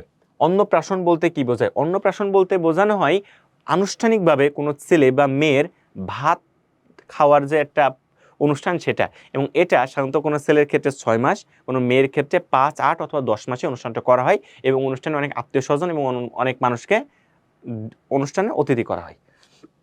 হিন্দু বিবাহের মূল পর্বের ব্যাখ্যা দাও। হিন্দু বিবাহের মূল পর্ব বলতে কি বোঝায়? সম্প্রদান পর্ব। এই সম্প্রদান পর্বে কি হয়? সম্প্রদান পর্বে একটা বাবা তার মেয়েকে একটি ছেলের হাতে তুলে দেয়। মৃতদেহ সৎকার করা প্রয়োজন কেন? মৃতদেহ সৎকার করা প্রয়োজন কারণ মৃতদেহ যদি আমরা কোথাও রেখে দিই তাহলে সেটা পচে যাবে বা নষ্ট হয়ে যাবে এবং এটা একটা দেখতে খারাপ লাগবে। এটা অশৌচ পালনের প্রয়োজনীয়তা ব্যাখ্যা করো। অশৌচ শব্দের অর্থ কি? অশৌচ শব্দের অর্থ আমাদের ভিতরে শুচিতার অভাব। অর্থাৎ যখন দেখা যায় কোনো পরিবারে কোনো নিকটতম আত্মীয় স্বজন বা কোনো মানুষ মারা যায় তখন আমাদের মনটা তার জন্য অনেক ব্যাকুল হয়ে যায়, তার প্রতি আমাদের অনেক খারাপ লাগা কাজ করে যে মানুষটা আর পৃথিবীতে নাই। মানে তখন আমরা অনেক আগ্রহ হারিয়ে ফেলি সব কিছুতে। তো তখন আমাদের মনকে শান্ত করার জন্য বিশেষ কিছু অনুষ্ঠান পালন করি, বা অনুষ্ঠান তো না, বিশেষ কিছু নিয়ম বা বিশেষ কিছু ব্রত পালন করি। এই জিনিসগুলোকে একতায় সুচিতার অভাবের থেকে আসে এবং এটা অসুস্থ, এই কারণে আমরা পালন করি। জাতকর্ম সংস্কারটি কি? জাতকর্ম সংস্কারটি হচ্ছে যখন কোনো বাড়িতে কোনো ছেলে বা মেয়ে জন্মগ্রহণ করে তখন তার মুখে দধি, ঘৃত বা যষ্টি মধু দ্বারা স্পর্শ করাকে জাতকর্ম বলা হয়, এবং তারপর এটা তার নামও আমরা রাখি। তো এরপর আমরা প্রয়োগ উচ্চতর দক্ষতামূলক প্রশ্নগুলো দেখি। বলছে পরিতোষ বাবুর বাবা মারা গেছেন, তিনি গ্রামবাসীর সহায়তায় বাবার অন্ত্যেষ্টিক্রিয়া সম্পন্ন করেন, নির্দিষ্ট সময় পর্যন্ত অশৌচ পালন করেন। বলছে পরিতোষ বাবু কিভাবে তার পিতার অন্ত্যেষ্টিক্রিয়া সম্পন্ন করেন তা ব্যাখ্যা করো। তাহলে তার বাবা যে অন্ত্যেষ্টিক্রিয়া সম্পন্ন করেছেন, তাহলে আমরা বলতে পারি অন্ত্যেষ্টিক্রিয়া তখনই সম্পন্ন করতে হবে যে যখন মানুষটা মারা যাবে। মানুষটা মারা গেলে তখন তাকে কি করবে? মানুষটা মারা গেলে তখন তাকে সেই বাসা থেকে সুন্দরভাবে স্নান টান করিয়ে তখন একটা মৃত ব্যক্তির দেহে যে সৎকার করতে হয়, তাহলে প্রথমে তারা সৎকার কাজকর্মটা করবে।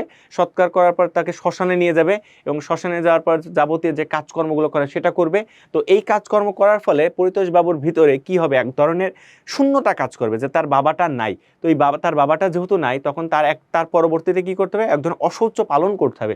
এই অশৌচ পালন করার মাধ্যমে তার মনে এক ধরনের যে তার মানুষটা নেয়, হারিয়ে গেছে, এই ধরনের প্রবণতা কাজ করবে। তো এইভাবে তার একটা নির্দিষ্ট দিন পরে তিনি কি করবে, শ্রাদ্ধ পালন করবে, যেটাকে আমরা বলি শ্রাদ্ধ অনুষ্ঠান।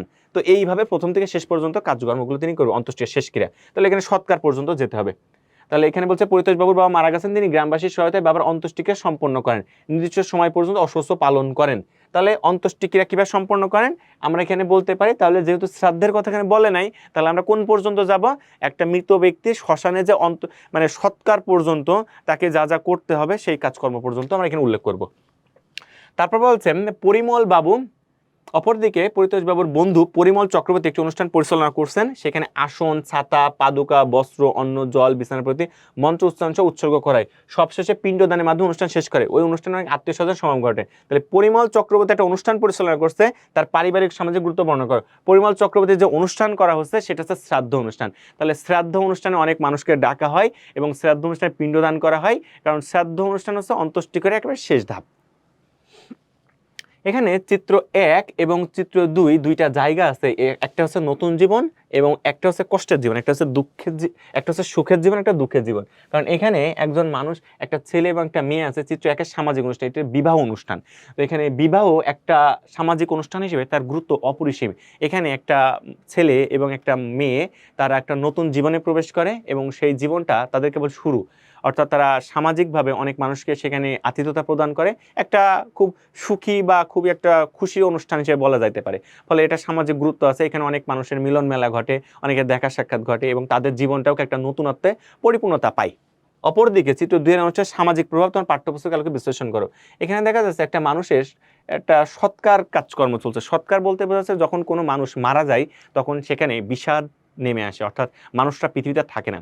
তো এর মাধ্যম দিয়ে দেখা যায় সেখানে এক ধরনের অস্থিরতা, শূন্যতা বিরাজ করে, সেখানে মানুষজনের কান্না থাকে এবং যে মানুষটার ওই পরিবার থেকে হারিয়ে যায় সেই পরিবারে দেখা যায় অনেক কান্নাকাটি এবং সেখানে অনেক ধরনের একটা হাহাকার বিরাজ করে। তো আমরা বলতে পারি দ্বিতীয় চিত্রতে এক ধরনের বিষাদময় চিত্র ফুটে উঠেছে, যেখানে কোনো পরিবারে কোনো মানুষ হারিয়ে গেছে, যেখানে সৎকার চলছে, অর্থাৎ শ্মশানে একজন মানুষকে যেটা নিয়ে যাচ্ছে সেই এমন একটা কাজকর্ম।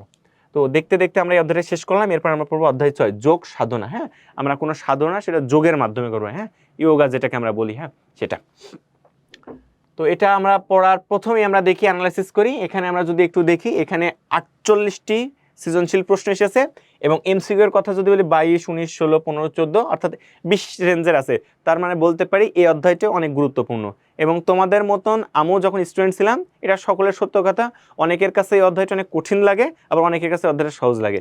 তো তবে যদি আমরা এই অধ্যায়টা একটু শৃঙ্খলাবদ্ধভাবে পড়তে পারি তো আমার মনে হয় এখান থেকে খুব সহজে প্রশ্ন উত্তর করতে পারবো। কারণ এখানে অধ্যায়টা হচ্ছে কি একদম ডিরেক্টলি কোশ্চেন চলে আসে। কারণ এখানে যোগ সাধনার কথা বলা আছে। যোগ সাধনা কেন আমরা করব? আমাদের দেহকে সুস্থ রাখার জন্য আমরা যোগ সাধনা করব। কেননা আমাদের দেহ সবসময় যে আমাদের বর্তমান চিকিৎসা শাস্ত্রের অনুপাতে ওষুধ খাতে এমন কিছু না। কারণ হিন্দু ধর্ম অনুসারে আমরা যদি যোগ সাধনা করতে পারি তাহলে আমাদের মন এবং দেহ দুইটাই শুদ্ধ থাকবে। তো দেখো শুরু করি আমরা। তো যোগ সাধনা ধারণা ও গুরুত্ব। যোগ সাধনা ধারণা গুরুত্ব বলতে বোঝা যোগ সাধনা আমরা কেন করব। তো যোগ সাধনা আমরা এই কারণে করব আমাদের দেহ ও মনের সুন্দর এবং বিকাশ সমান লাভের জন্য।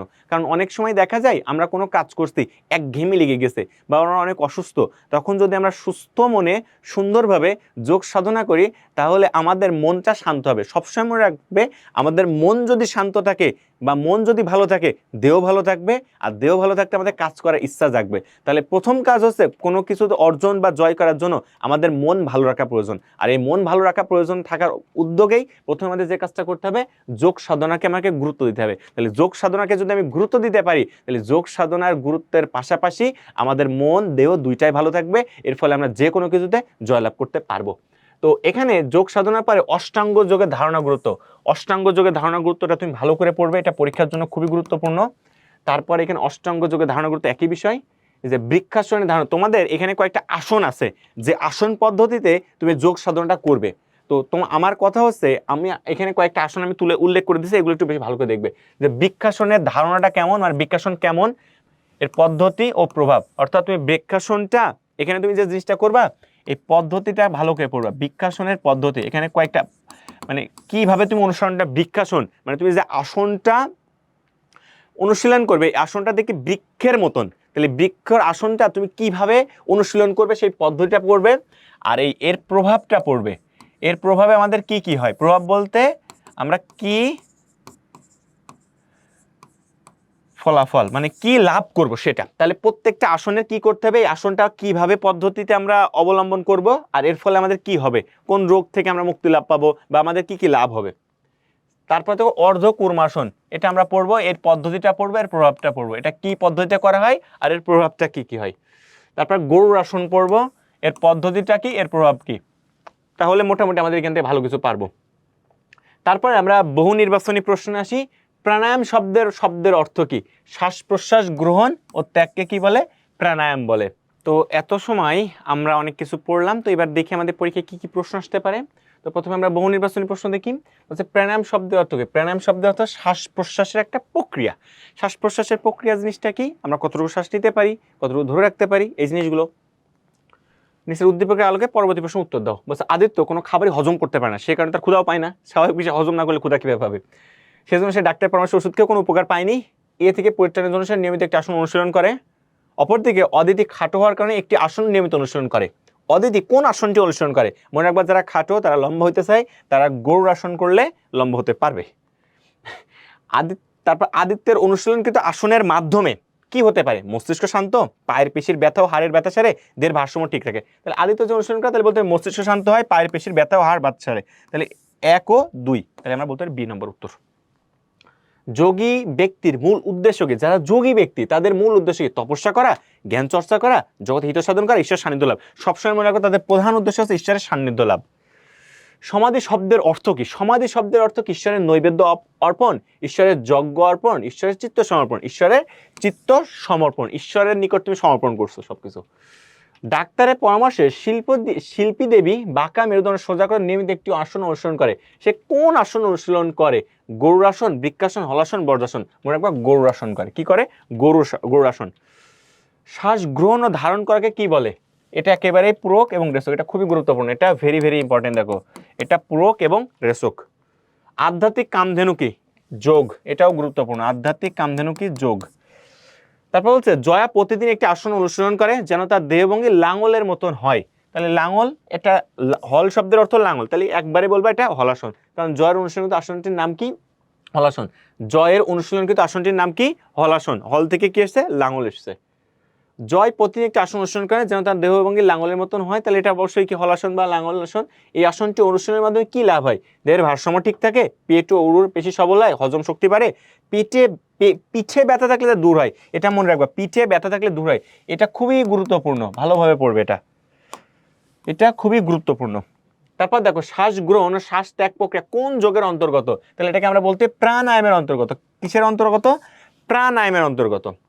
যমের প্রকারভেদগুলো কি কি? অহিংসা, সত্য, অস্তেয়, ব্রহ্মচর্য। অস্তেয় শব্দ তো চুরি না করা, আর স্তেয় শব্দ তো চুরি করা। পরিগ্রহ অপরিগ্রহ হবে না, তাহলে উত্তর হবে 1 এবং 2। বলছে প্রত্যাহার শব্দের অর্থ কি? ফিরিয়ে নেওয়া। অষ্টাঙ্গ যোগের প্রবর্তকে? মহর্ষি পতঞ্জলি। এটা ভালো করে পড়বে, এটা আসতে পারে পরীক্ষায়, জ্ঞানমূলক অথবা এমসিকিউতে। প্রাণায়ামের মাধ্যমে কি হয়? প্রাণায়ামের মাধ্যমে কি হয়? আমরা শ্বাস প্রশ্বাসের গতিকে নিয়ন্ত্রণ করতে পারি। এত সময় আমরা বহু নির্বাচনী প্রশ্ন দেখলাম, এরপর আমরা জ্ঞানমূলক প্রশ্ন দেখব। তো জ্ঞানমূলক প্রশ্নের প্রথমে আমাদের আছে আসন অর্থ কি? আসন অর্থ বলতে বোঝাচ্ছে আমাদের দেহ ও মনকে সুন্দর রাখার জন্য আমাদের দেহের বিভিন্ন দেহভঙ্গির বিভিন্ন রূপকে আমরা আসন বলি। যেমন আমরা পড়ছি বৃক্ষাসন, গরুর আসন, হলাসন, এগুলো। তারপর বলছে ধারণা কাকে বলে? ধারণা বলতে বোঝায় মনকে বিশেষভাবে স্থির রাখাকে ধারণা বলে। প্রত্যাহার কাকে বলে? প্রত্যাহার শব্দতে কোনো কিছু থেকে ফিরিয়ে নেওয়া। যোগসূত্রের প্রণেতা হচ্ছে মহর্ষি পতঞ্জলি। যোগাসন কাকে বলে? যোগাসন বলতে বোঝায় আমাদের দেহকে বিশেষ নিয়মে রাখার একটা প্রক্রিয়াকে যোগাসন বলে, যেখানে রাখলে আমাদের দেহটা বিশেষ ভাবে থাকে এবং সুস্থ থাকে। বলছে অষ্টাঙ্গ যোগ কাকে বলে? মহর্ষি পতঞ্জলি অনুসারে 8টি অঙ্গের মাধ্যমে যদি কোনো যোগাসন করে তাহলে অষ্টাঙ্গ যোগ বলে। স্তেয় কাকে বলে? স্তেয় শব্দ চুরি করাকে বলে, আর অস্তেয় শব্দ চুরি না করা। তাহলে বলবো এখানে স্তেয় আছে, তাহলে স্তেয় শব্দ তো চুরি করা, আর অস্তেয় শব্দ চুরি না করা। হিন্দু শাস্ত্রে যোগ শব্দের অর্থ মিলন। যম শব্দের অর্থ কি? সংযম থাকা, সংযমী থাকা, বা যম শব্দের অর্থ সংযম। ধ্যান শব্দের অর্থ ধারণা বা ধীর স্থির। প্রণিধান শব্দের অর্থ কি? প্রণিধান মানে প্রত্যাপন করা, কোনো কিছুকে সমর্পণ করা। অষ্টাঙ্গ যোগ বলতে কি বোঝায়? অনুধাবনমূলক প্রশ্নে বলা আছে অষ্টাঙ্গ যোগ বলতে বোঝায় যদি আমরা কখনো মহর্ষি পতঞ্জলি অনুসারে মেনে চলি, তাহলে তিনি বলেছেন 8টি অঙ্গের মাধ্যমে কখনো যদি কোনো যোগ সাধনা করি তখন তাকে আমরা বলি অষ্টাঙ্গ যোগ। ঈশ্বর প্রণিধান বলতে হবে ঈশ্বরের কাছে আমরা কিছু সমর্পণ করবো, সেটা হচ্ছে ঈশ্বর প্রণিধান। ধ্যান বলতে কি বোঝায়? ধ্যান বলতে বোঝায় ধারণা। আমাদের মনকে, আমাদের চিত্তকে যদি আমরা ধীর স্থির করে রাখি তাহলে আমরা ধ্যান করতে পারবো, এবং ধ্যান করার মাধ্যমে আমাদের যখন মন স্থির থাকবে, আর আমরা বলেছি আমাদের মন যখন ভালো থাকবে তাহলে আমাদের দেহ ভালো থাকবে, আর মনের দেহ ভালো থাকলে আমরা যে কোনো কাজ জয় করতে পারবো। ইন্দ্রিয়কে কিভাবে বশীভূত করা যায়? এই যে ইন্দ্রিয়কে বশীভূত করা যায় আমাদেরকে ধ্যান করার মাধ্যমে। তাহলে ইন্দ্রিয়কে বশীভূত করার জন্য আমাদেরকে সেই কাজকর্ম করতে হবে। আমাদের ইন্দ্রিয়কে বশীভূত করার প্রধান কাজ হচ্ছে আমাদের মনকে স্থির রাখতে হবে। মনকে যখনই আমরা স্থির রাখবো তাহলে আমরা সমস্ত কাজকর্মগুলো ঠান্ডাভাবে করতে পারবো। সেই কারণে আমাদের যে কোনো কাজ করার আগে আমাদের মনকে ঠান্ডা রাখতে হবে। অহিংসা বলতে বোঝাই কারো কোনো অহিংসা মানেই কি? কোনো হিংসা করা যাবে না। অহিংসা মানে কারো হিংসা করা যাবে না, কারোর দিকে কোনো এমন মন্তব্য করা যাবে না, এরূপ মনোভাব পোষণ করা যাবে না যার মাধ্যমে তার ক্ষতি হয়। তাহলে দেখা যাবে কারো যদি আমি কাউকে যদি হিংসা না করি তাহলে কি আবার মনটা সবসময় সুন্দর থাকবে। আর যদি আমি হিংসা করি তাহলে দেখা যাবে অপরের সন্তুষ্টি হচ্ছে অনেক ভালো হচ্ছে, আমার মনে যদি হিংসা থাকে তাহলে আমার মনটা কি থাকবে? সবসময় শান্ত থাকবে না, আমার মনটা চঞ্চল থাকবে। তাহলে মন যদি চঞ্চল থাকে তাহলে আমার মনের ভিতর এক ধরনের অস্বস্তি কাজ করবে, ফলে আমার মন ভালো না থাকলে দেহ ভালো না থাকবে না। তাহলে আমরা বলতে পারি অহিংসা বলতে বোঝায় যে অপরের যদি কোনো ভালো কাজ হয় সেখানে কোনো হিংসা না দেখানো। প্রাণায়াম কেন অনুশীলন করা হয়? প্রাণায়াম অনুশীলন করা হয় এই জন্য আমাদের শ্বাস প্রশ্বাসের গতিটাকে ঠিক রাখার জন্য। প্রতিটি আসনের পর শবাসন কেন করতে হয়? আমরা জানি প্রতিটি আসন আমরা যখন করব সেই আসনগুলো করলে আমাদের ভিতরে এক ধরনের কষ্ট অনুভব হবে। এই কষ্ট থেকে শান্তি পাওয়ার জন্য আমরা শবাসন করব। প্রত্যাহার শব্দের অর্থ কোনো কিছুতে ফিরিয়ে নিয়ে আসা নিজেকে। তাহলে প্রত্যাহার বলতে কি বোঝায়? কোনো কিছুতে আমরা নিজেকে ফিরিয়ে নিয়ে আসবো। বলছে শ্বাস প্রশ্বাস সম্পর্কিত বিজ্ঞানটি কোনটি? প্রাণায়াম। শ্বাস প্রশ্বাস সম্পর্কিত বিজ্ঞান কোনটি? প্রাণায়াম। শ্বাস কতটুকু নিচ্ছি বা ছেড়ে দিচ্ছি এটাকে বলে প্রাণায়াম। এতক্ষণ আমরা অনুধাবনমূলক প্রশ্ন দেখলাম, তো এরপরে আমরা প্রয়োগ উচ্চতর দক্ষতামূলক প্রশ্ন দেখি। বলছে উর্মিলা বেশ কিছুদিন থেকে ঠিকমতো হাঁটতে পারে না, তার পা কাঁপে, শরীর দুর্বল লাগে, সে ডাক্তার শরণাপন্ন হলে ডাক্তার থেকে একটা আসন অনুশীলনের পরামর্শ দেন, যার নিয়মিত অনুসরণ করলে সে সুস্থ হয়ে যাবে। আমাদের গ নম্বর প্রশ্নে বলেছে উর্মিলার অনুশীলনকৃত আসনটি অনুশীলনের পদ্ধতি ব্যাখ্যা করো। আমরা জানি যদি কারো পা কেন্দ্রিক সমস্যা হয়, তার পা কাঁপে বা শরীর দুর্বল লাগে, সে হাঁটতে পারে না, তাহলে এই ধরনের আসন আমাদের যেটা অনুসরণ করতে হবে সেটা হচ্ছে বৃক্ষাসন।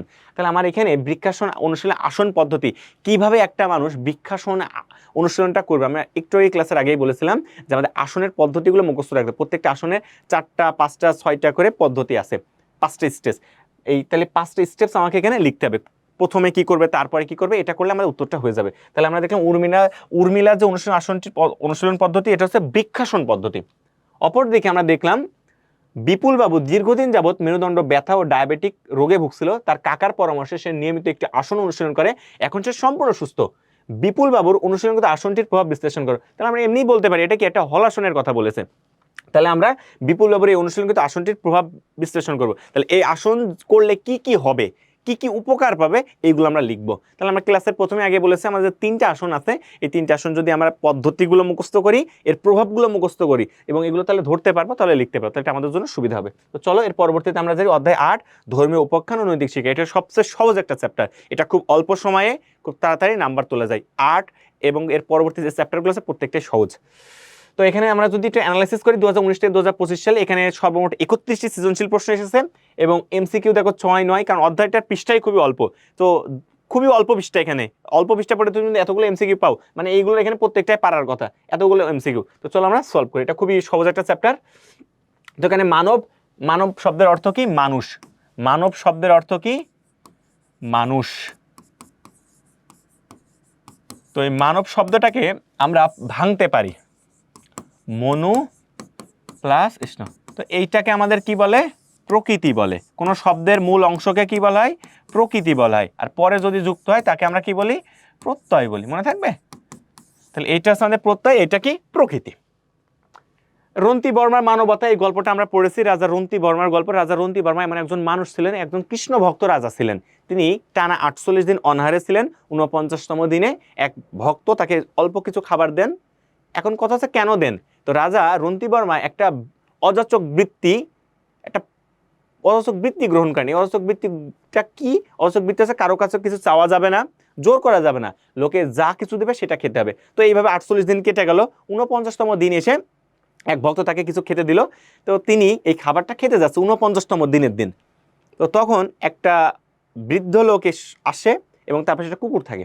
তো তখন এসে বলে আমাকে কিছু খেতে দিন। তো রাজা তখন তাকে খাবারটা দিয়ে দেয়। তো এটা হচ্ছে মানবতা। তো এই রাজা রন্তি বর্মার গল্পটা হচ্ছে এটা। তারপর হচ্ছে সাহস কথাটির অর্থ ভয় শূন্যতা বা নির্ভীকতা। এই সাহস শব্দটা আমরা কোথায় পাই? আমরা গল্প জানি। গল্পটা কোথায়? রাম এবং রাবণের গল্প থেকে আমরা একদম ডিটেলস এটা একটু জানবো, কারণ আমাদের পরীক্ষা আসবে। রাম এবং রাবণ, এখানে যুদ্ধ হয়েছিল। রাম ছিল ধর্মের পক্ষের লোক আর রাবণ ছিল অধর্মের পক্ষের লোক। ধর্ম এবং অধর্মের যুদ্ধ হয়েছিল রাম এবং রাবণের মাঝে। যুদ্ধটা কি ছিল? রামের স্ত্রী সীতাকে নিয়ে যায় রাবণ অপহরণ করে। তখন রাবণের যে ভাই ছিল তার নাম ছিল বিভীষণ। বিভীষণ ধার্মিক ছিল। আমরা সকলেই জানি ধার্মিক মানুষ সবসময় ধর্মের পথে চলে। তো বিভীষণ বলেছিল যে সীতাকে দিয়ে দিতে, কিন্তু সীতাকে তখন ফেরত দেয় নাই। তখন রাবণের পক্ষ ছেড়ে বিভীষণ রামের পক্ষে যোগদান করে। তো এইভাবে যুদ্ধ শুরু হচ্ছে। তো যুদ্ধে অনেক রাবণের ক্ষয়ক্ষতি হচ্ছে। তো রাবণে অনেক মানুষ মারা যাচ্ছে, অনেক সৈন্য, অনেক মানুষ। তো এমন একদিন যুদ্ধ তো করতে হবে, চালাতে হবে। তো এমন একদিন বিভীষণের পুত্র তরুণী সেন যুদ্ধে অংশগ্রহণ করে। বয়সে সে তরুণ ছিল, অনেক বেশি বয়স ছিল না। এই যে তরুণ বয়সে, মানে অনেক বেশি বয়স না, খুবই অল্প বয়স, তারপর যে যুদ্ধ করতে এসেছে, এটা একটা সাহস। তো এই গল্পটা নিয়ে এখানে মেইনলি গল্পটা বলা হয়েছে। এবং আরো বলা হয়েছে এখানে আরেকটা জিনিস আছে, পারিবারিক শিক্ষা।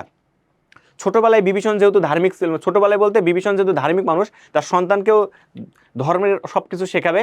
তো এটাই করিয়েছিল, যে ধর্মের সবকিছু শিখিয়েছিল। তো বিভীষণের পুত্র তরণী সেন যখন যুদ্ধক্ষেত্রে আসে, তো তরণী সেনের যে রথের পতাকা, সেখানে কি রাম নাম খচিত ছিল।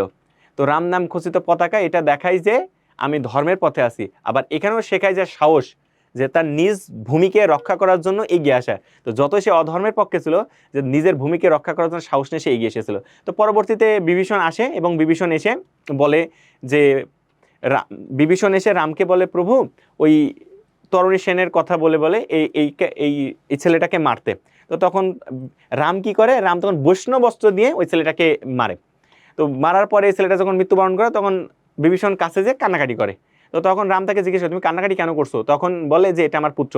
তো তখন রাম আবার বিভীষণকে ভর্ৎসনা করে যে তুমি এই কাজটা করতে পারলে, নিজের ছেলেকে মেরে ফেলতে পারলে, আমাকে বললে। তো তখন বলে প্রভু যে ছেলেটি আপনার হাতে যদি মারা যায়, তো রাক্ষস থেকে সে কি হয়ে যাবে, যে মনুষ্য জন্ম নিতে পারবে। তো এখানে অনেক সিকোয়েন্স আছে গল্পটা। তো গল্পটা আমরা পুরো ডিটেলস পড়লাম। তো সাহস কথাটির অর্থ ভয়শূন্যতা বা নির্ভীকতা, যেটা আমরা তরণী সেনের মাঝে দেখি। তরণী সেন একটা ছোট্ট, একটা অনেক তরুণ ছিল, তারপর যুদ্ধক্ষেত্রে এসেছিল নিজের মাটিকে রক্ষা করার জন্য। তাহলে সৎসাহসী বালক তরণী সেনের গল্প আমরা পড়েছি। এখন আমরা বহু নির্বাচনী প্রশ্ন আছে, কার কথায় শ্রীরাম তরণী সেনকে বৈষ্ণব অস্ত্র নিক্ষেপ করেন? কার কথায় শ্রীরাম তরণী সেনকে বৈষ্ণব অস্ত্র নিক্ষেপ করেন? কার কথায়? বিভীষণের কথায়। বলছে রাজা রন্তিবর ছিলেন একজন কি ছিলেন? একজন কৃষ্ণ ভক্ত ছিলেন। মানুষের প্রতি মানুষের যে ভালোবাসা, তার নাম কি? মানবতা। মানুষের প্রতি মানুষের যে ভালোবাসা, মানবতা। মানুষের প্রতি মানুষের ভালোবাসা, সেটা হচ্ছে মানবতা। রন্তি বর্মা কে ছিলেন? রাজা রন্তি বর্মা। আমরা আগেই পড়ছি রাজা রন্তি বর্মা। তাহলে রন্তি বর্মা কে ছিলেন? একজন রাজা ছিলেন। রাজা দশরথের সুযোগ্য পুত্ররা রাম, লক্ষণ, ভরত, শত্রুঘ্ন। তাহলে 1 এবং 2, রাম, লক্ষণ, ভরত, শত্রুঘ্ন। রাজা রন্তি বর্মা ছিলেন একজন কি ছিলেন? তিনি কৃষ্ণ ভক্ত ছিলেন। তাহলে যদি কৃষ্ণ ভক্ত হয়, শৈব হবে না, শাক্ত হবে না, জৈন হবে না, তাহলে কি বৈষ্ণব ভক্ত। একজন প্রকৃত মানুষের কয়টি গুণ থাকতে হবে? প্রকৃত মানুষের 10টি গুণ থাকতে হবে। বিদ্বান বন্যা কবলিত হওয়া সত্ত্বেও ত্রাণ সামগ্রী নিজের জন্য রাখে, সুমনের পরিবর্তনে পাঠিয়ে দেয়। এই কাজটিতে কি ফুটে উঠেছে? একটা মানবতা বোধ ফুটে উঠেছে, মানে নিজে না খাই অন্যকে খাওয়ানো। ছিনতাইকারী রমার গলায় হাড় ছিঁড়ে নিয়ে দৌড় দিল। তা দেখে এক সাংবাদিক ছিনতাইকারী পিছু দৌড় দিল এবং ছিনতাইকারীকে ধরে হাড় উদ্ধার করে রমাকে ফেরত দিল। তোমার পাঠ্য বইয়ে এর কোন চরিত্রের সাথে সাংবাদিক হয়েছে? এই যারা সৎ সাহস, তাহলে সৎ সাহস থাকলে কি হবে? তরণী সেনের কথা হবে। তারপরে আমরা দেখি তরণী সেনের পিতার নাম কি ছিল? তরণী সেনের পিতার নাম ছিল কি? বিভীষণ। মানে বিভীষণের পুত্র ছিল তরণী সেন। দেশের স্বাধীনতা রক্ষার জন্য অনেক বীর জীবন দান করেছেন। স্বাধীনতা রক্ষায় প্রাণ উৎসর্গকারী কোন চরিত্র তোমার পাঠ্য বইয়ে আছে? মানে জীবন দান করেছে, তাহলে এটাকে আমরা বলি তরণী সেন। কারণ তরণী সেন যেহেতু জীবন দান করে ফেলেছিল যুদ্ধে। কৌশল্যার পুত্রের নাম কি? কৌশল্যার পুত্রের নাম হচ্ছে রাম। আর কয়কির পুত্রের নাম হচ্ছে ভরত। আর সুমিত্রার পুত্রের নাম হচ্ছে লক্ষণ এবং শত্রুঘ্ন। এই দুইটা মনে রাখতে হবে এগুলো। বিভীষণের পুত্রের নাম কি ছিল? তরণী। এই কোশ্চেনটা কিন্তু বারবার আসছে পরীক্ষায়। অযাচক বৃত্তি মাধ্যমে কোনটা? একটু আগে বলেছি অযাচক বৃত্তি কি? কারো কাছে কিছু চাওয়া যাবে না, ইচ্ছে করে দিলে কেউ তা নেওয়া যাবে, বিনা অনুমতিতে অন্যের দ্রব্য গ্রহণ করা যাবে, কখনো যাবে না। তাহলে 1 ও 2 হবে উত্তর। প্রীতিলতা সেন বন্যায় বিপন্ন মানুষকে আশ্রয় ও গৃহহীনে গৃহ দিয়ে সাহায্য করেন। প্রীতিলতা সেনের মধ্যে কি ফুটে উঠেছে এখানে? তাহলে কি প্রীতিলতা সেন বন্যায় বিপন্ন মানুষকে আশ্রয় গৃহহীনে দিয়ে সাহায্য করে, তাহলে তার মানবতা ফুটে উঠেছে, মানবতা।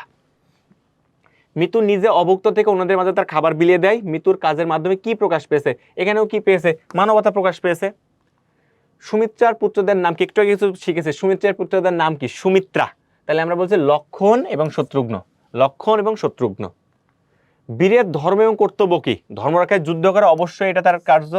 যুদ্ধক্ষেত্রে সৎসাহস দেখানো, এটাও তার একটা কাজ।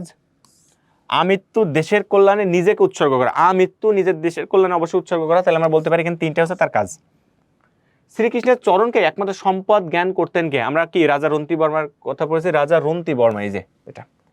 মানুষকে অন্যান্য জীবদের শ্রেষ্ঠ বলা হয় কেন? তার মানবিকতার জন্য, তাহলে তার মানবতার জন্য। তো এতক্ষণ আমরা বহু নির্বাচনী প্রশ্ন দেখলাম, এরপর আমরা জ্ঞানমূলক প্রশ্ন দেখব। প্রথমে সাহস শব্দের অর্থ কি? সাহস শব্দের অর্থ ভয় না পাওয়া। রাবণ সীতাকে কোন বনে বন্দী করেছিল? অশোকা বনে। অযাচক বৃত্তি কি? অযাচক বৃত্তি হচ্ছে কারো কাছে কিছু চাওয়া যাবে না, জোর করা যাবে না, লোকে যা কিছু দিবে সেটা নিতে হবে। মানবতা কাকে বলে? মানবতা বলতে বোঝায় অপরের দুঃখে তার পাশে দাঁড়ানো। রামের মায়ের নাম কি? কৌশল্যা। সৎসাহস কাকে বলে? সৎসাহস বলতে ভয় না পেয়ে কোনো কাজে এগিয়ে যাওয়া, সেখানে নিজের ঝুঁকি হওয়া সত্ত্বেও, মানে নিজের জীবন চলে যাবে এমন কথা জানার পরেও সেখানে এগিয়ে যাওয়া, অপরের কাজ করা, অর্থাৎ নিজের মাতৃভূমিকে রক্ষা করা, এগুলো হচ্ছে সৎসাহস। বীরের ধর্ম কি? বীরের ধর্ম হচ্ছে নিজের ভূমিকে রক্ষা করা, সবসময় কাজ। কার কাজ? বীরের ধর্ম। রাবণ কোন যুগের রাজা ছিল? সত্য যুগের রাজা ছিল। বিভীষণের স্ত্রীর নাম কি? বিভীষণের স্ত্রীর নাম সরমা। দেখছো এতক্ষণ পড়ছিলাম বিভীষণের ছেলের নাম কি? তরণী সেন। বিভীষণের স্ত্রীর নাম কি? সরমা।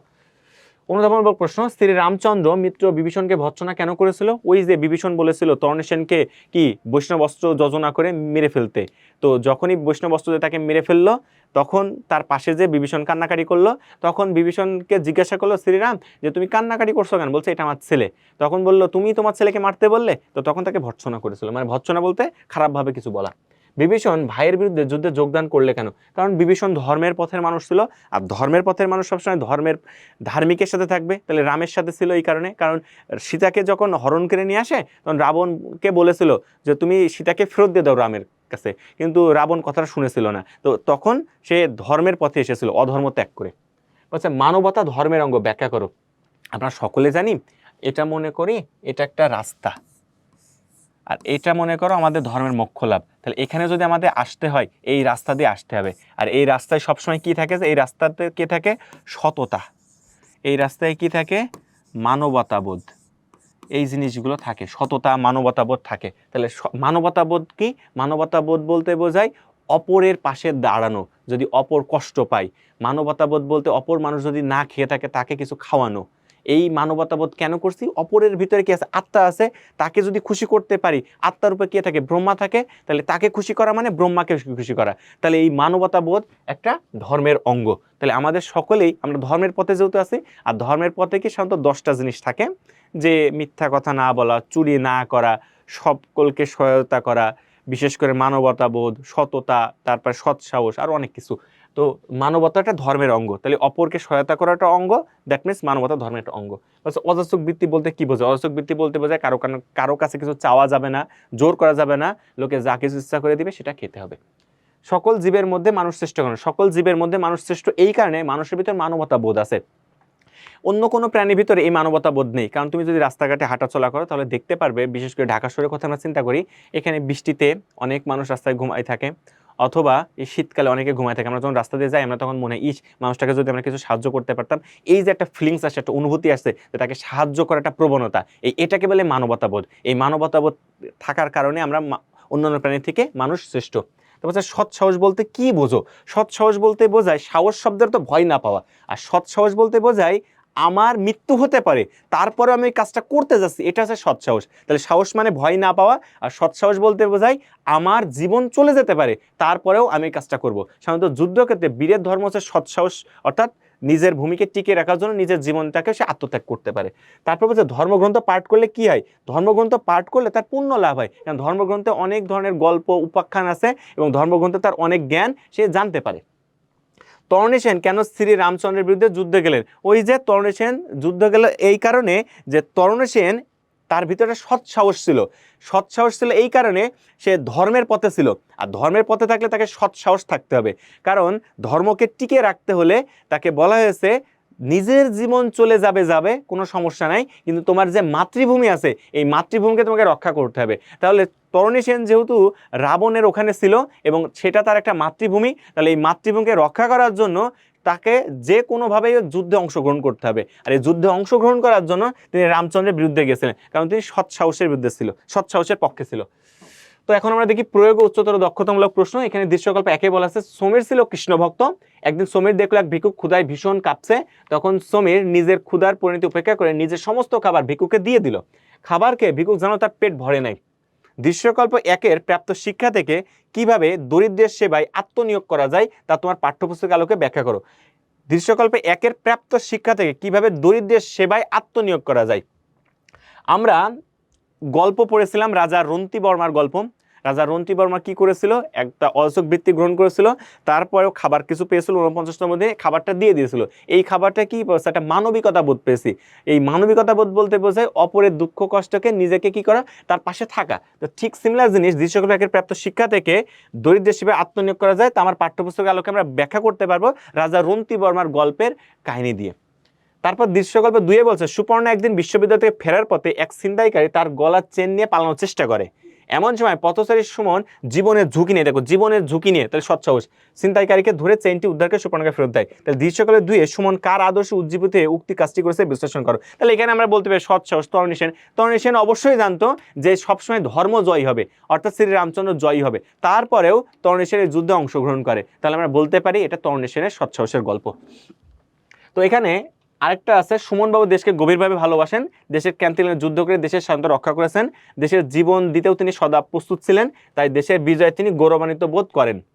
সুমনবাবুর মধ্যে তরণী সেনের চরিত্রে কোন দিকটি পরিলক্ষিত হয়? সুমনবাবুর এখানে পরিলক্ষিত সৎসাহস, কারণ তিনি জানেন যে তার মৃত্যু অবধারিত, তারপরেও তিনি যাচ্ছেন, তাহলে এটা হচ্ছে সৎসাহস। তারপরে বলছে সুনীতি দেবী একজন ধর্মপরায়ণ নারী, তিনি মানুষের দুঃখ দুর্দশায় সাহায্যের জন্য সবসময় এগিয়ে আসেন।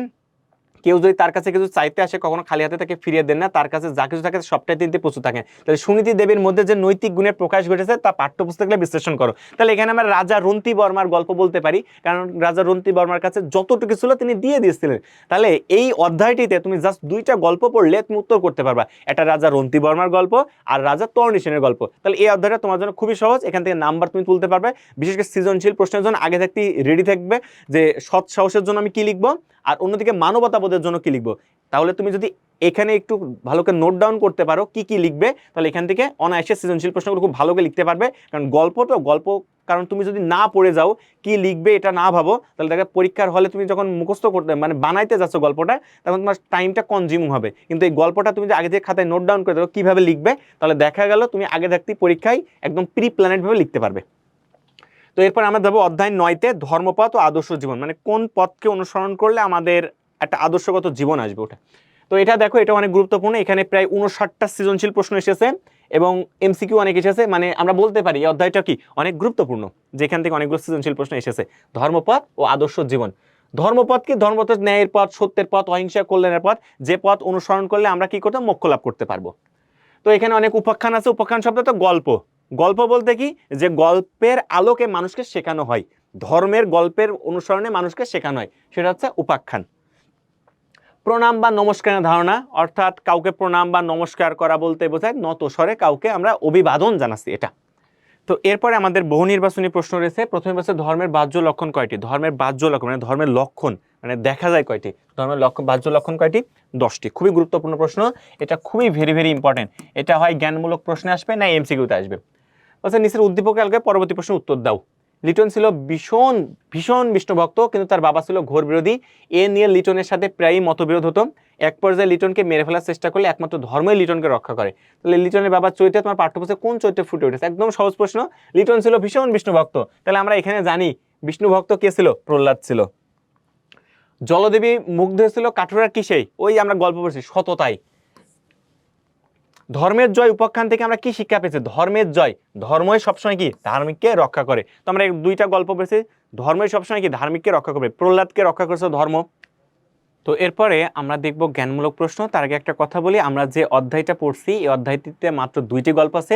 একটি হচ্ছে আমাদের প্রহ্লাদের গল্প, যেখানে ধর্মই ধার্মিককে রক্ষা করে, আর একটা হচ্ছে সততার গল্প, যেখানে জলপরি কাঠুরাকে কুঠারটি দিয়েছিল।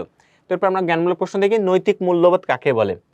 যে মূল্যবোধ বা যে চিন্তা চেতনা আমাদেরকে ভালোকে ভালো খারাপকে খারাপ স্বীকার করতে বোঝায় তাকেই নৈতিক মূল্যবোধ বলে। অভিবাদন কাকে বলে? কাউকে যদি মাথা নিচু করে কুর্নিশ করা হয় অভিবাদন করা বোঝায়। অভিবাদন বলতে কাউকে নত করে প্রণাম জানানো বা নমস্কার এমন কিছু। মোক্ষলাভ শব্দ হচ্ছে চিরমুক্তি। ধার্মিক কাকে বলে? ধর্মের সাধারণ যে 10টি লক্ষণ আছে এটা যে মেনে চলে তাকে ধার্মিক বলে। স্মৃতিশাস্ত্র কাকে বলে? স্মৃতিশাস্ত্র হচ্ছে এমন একটা শাস্ত্র যেখানে আমাদের ধর্মীয় উপাখ্যান, বিভিন্ন ধরনের আখ্যান ভাগ আলোচনা করে, যেখান থেকে আমরা অনেক শিক্ষা লাভ করতে পারি। শিষ্টাচার কাকে কি? শিষ্ট প্লাস আচার, যে আচার শিষ্টনীয়, যে কাজটা আমাদের করা উচিত সেটা শিষ্টাচার। ধর্মের সাধারণ লক্ষণ কয়টি? ধর্মের সাধারণ লক্ষণ হচ্ছে 10টি। নমস্কার কত প্রকার? নমস্কার 3 প্রকার। অষ্টাঙ্গ প্রণাম কাকে বলে? 8টি অঙ্গের মাধ্যমে যে প্রণাম করে তাকে অষ্টাঙ্গ প্রণাম বলে। ধর্মপথ কি? যে পথ কল্যাণের পথ, যে পথ ন্যায়ের পথ, যে পথ সত্যের পথ, সেটা হচ্ছে ধর্মপথ। তো এরপর অনুধাবনমূলক প্রশ্নে ধর্মপথ বলতে কি বোঝায়? ধর্মপথ বলতে বোঝায় যে পথে চললে একজন মানুষের চির মুক্তি ঘটে, যেটা কল্যাণের পথ, ন্যায়ের পথ, সত্য পথ, সেটা হচ্ছে ধর্মপথ। ধর্মকে ধার্মিকের স্বরূপ ব্যাখ্যা করো। ধার্মিকের স্বরূপ কি? ধার্মিকের স্বরূপ বলতে বোঝাচ্ছে ধার্মিক কেমন হবে? ধার্মিক সবসময় অবিচল থাকবে। সে যদি কোনো কিছু পেয়ে যায় অনেক খুশি থাকবে না, আবার যদি না পেয়ে যায় সে হতাশ হবে না। সবসময় কি স্থির থাকবে, যে সবসময় একই রকম থাকবে, যে অনেক বেশি কিছু পেয়ে গেলাম তার মানে অনেক হাসি খুশি থাকবো এমন না, আবার অনেক কিছু পাইনি হতাশ হব না, সবসময় স্থির থাকবে। তিনি সবসময় মনে রাখবেন ভগবান আমাকে সব কিছু দিবেন। তারপর হচ্ছে নম্র ভদ্র আচরণকে কি বলে? শিষ্টাচার বলে। সদাচার বলতে ভালো আচরণ, সবসময় কি থাকবে, যে আচরণটা সদাগুণ, মানে সদ্গুণ আচরণ যেটাকে বলে, সকলের প্রশংসা করবে, বড়দেরকে কি করা, সম্মান দেখা, শ্রদ্ধা দেখানো, ছোটদেরকে কি করা, স্নেহ করা, এই ধরনের আচরণকে সদাচার বলে। বলছে ধর্ম নির্ণয়ে তৃতীয় প্রমাণ সম্পর্কে বুঝিয়ে লেখো। এখানে বলছে আমরা যদি কোনো ধর্ম এটাকে যদি আমরা ভাঙি, ধর্মা এবং ধর্ম, তাহলে এটাকে যদি আমরা বলি ধর্ম প্লাস অধর্ম, কোনটি ধর্ম আর কোনটি অধর্ম তা নির্ণয় করার ক্ষেত্রে আমাদেরকে কয়েকটা জিনিস বের করতে হবে। তো এখানে আমাদের ধর্ম এবং অধর্ম নির্ণয়ের ক্ষেত্রে আমাদের প্রথমেই যেতে হবে বেদে যেতে হবে।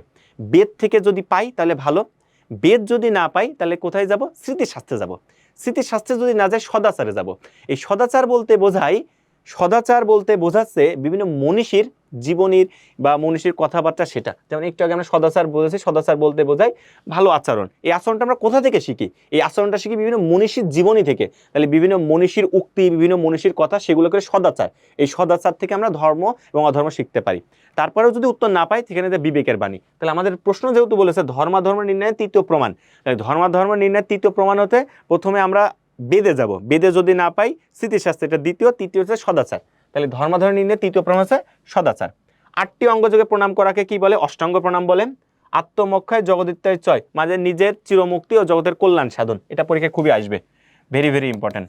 নিজের চিরমুক্তি ও জগতের কল্যাণ সাধন। সবসময় কি হওয়া যাবে না যে আমি সবকিছু, এমন না, আমি সবকিছু এমন না, নিজের চিরমুক্তি এবং জগতের কল্যাণ সাধন হতে হবে।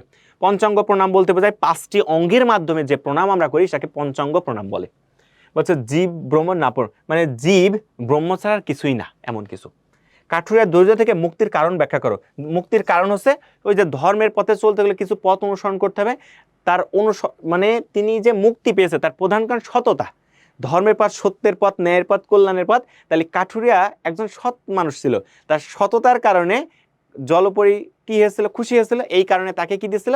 বাকি 2টা কুঠারও দিয়েছিল। তার মানে আমরা সবসময় যদি অবিচল থাকি, সত্যের পথে, ন্যায়ের পথে, কল্যাণের পথে থাকি, তাহলে আমাদের সুবিধা।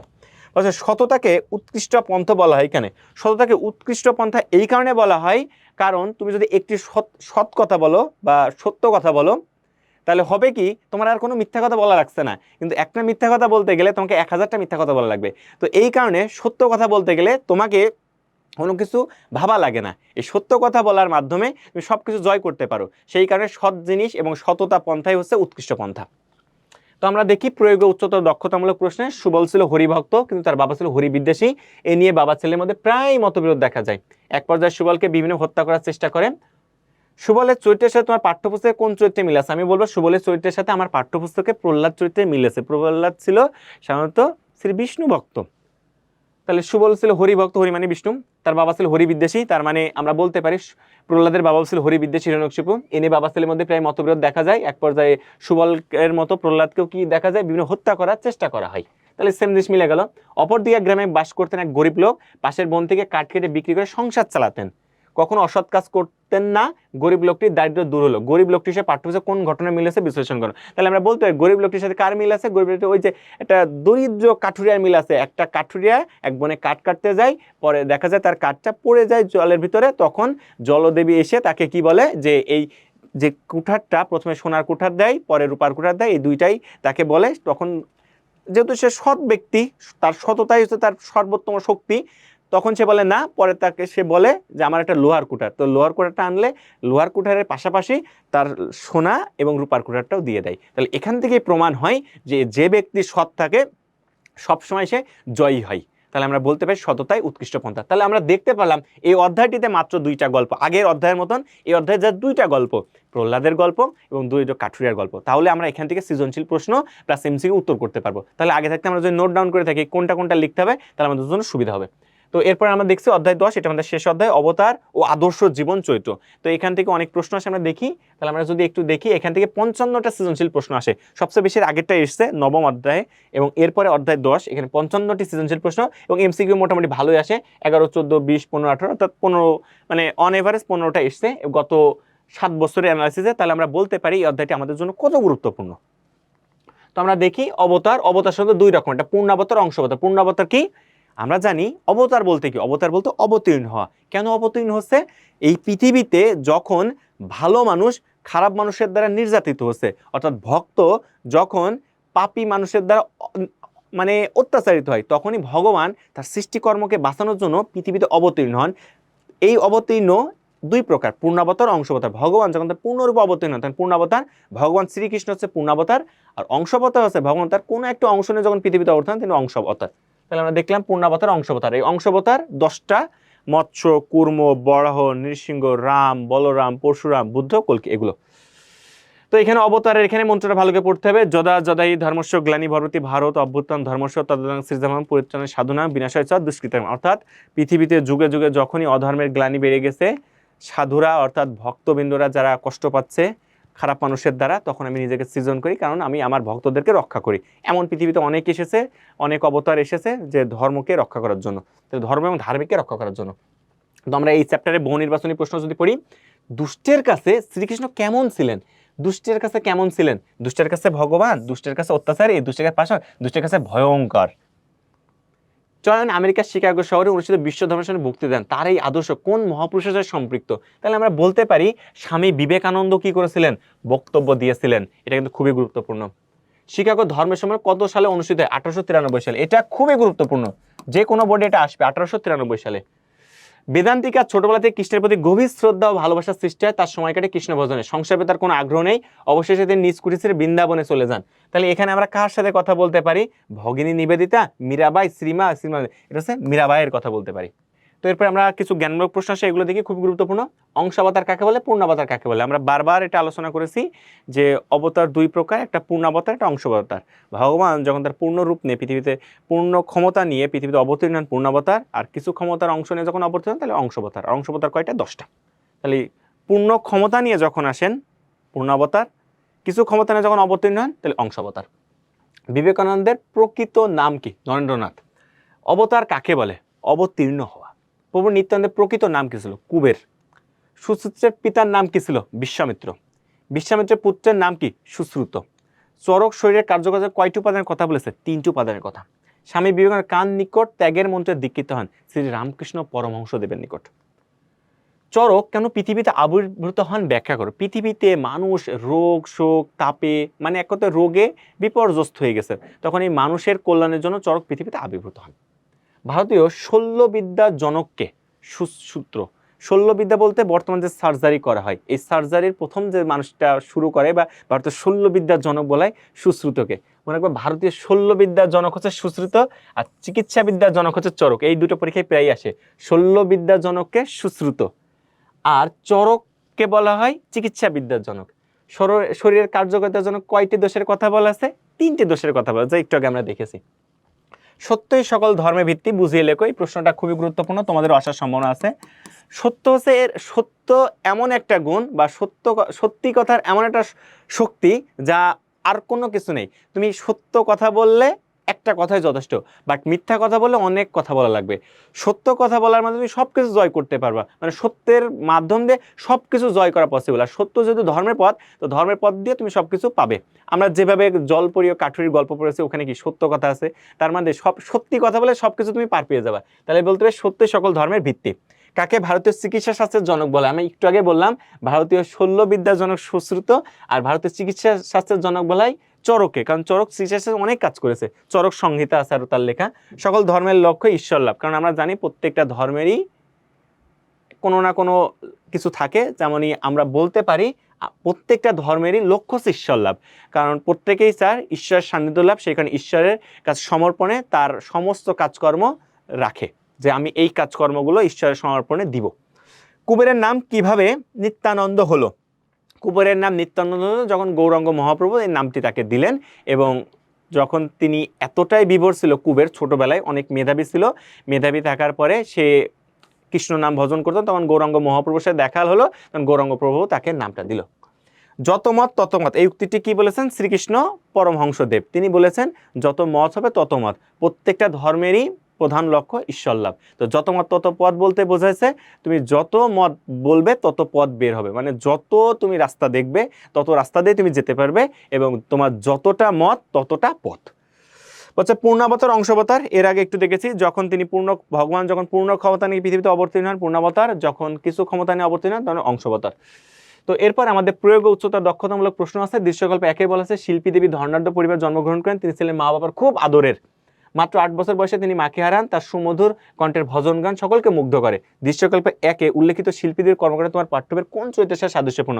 আমরা মীরাবাইয়ের কথা বলতে পারি, কারণ মীরাবাই ধর্নাঢ্য পরিবার জন্মগ্রহণ করেছিল, তার মা বাবার খুব আদরে ছিলেন। মাত্র খুব অল্প বয়সে তার পরিবারের সদস্যদেরকে হারান, পরবর্তীতে স্বামীকে হারান, পরে তিনি বৃন্দাবনে চলে আসেন। তাহলে আমরা বলতে পারি উদ্দীপক দৃশ্য একের উল্লেখিত শিল্পী দেবীর কর্মকাণ্ড আর পাঠ্যবের মীরাবাইয়ের সাথে মিল পায়। দৃশ্যগুলো দুইতে বলছে দুর্গাপুর গ্রামে রোমন নামে এক ছেলে জন্মগ্রহণ করে। ছাত্র হিসেবে তার ছিল অসাধারণ মেধা, ধর্মের প্রতি ছিল প্রচন্ড অনুরাগ।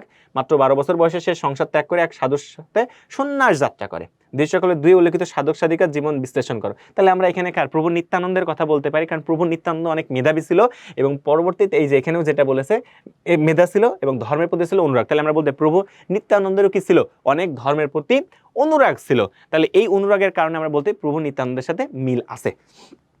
তো দেখতে দেখতে আমাদের পুরো অধ্যায়টা শেষ হয়ে গেল, এবং পুরো বইয়ের আমাদের সিলেবাসের যে অংশগুলো ছিল এগুলো সব শেষ হয়ে গেল।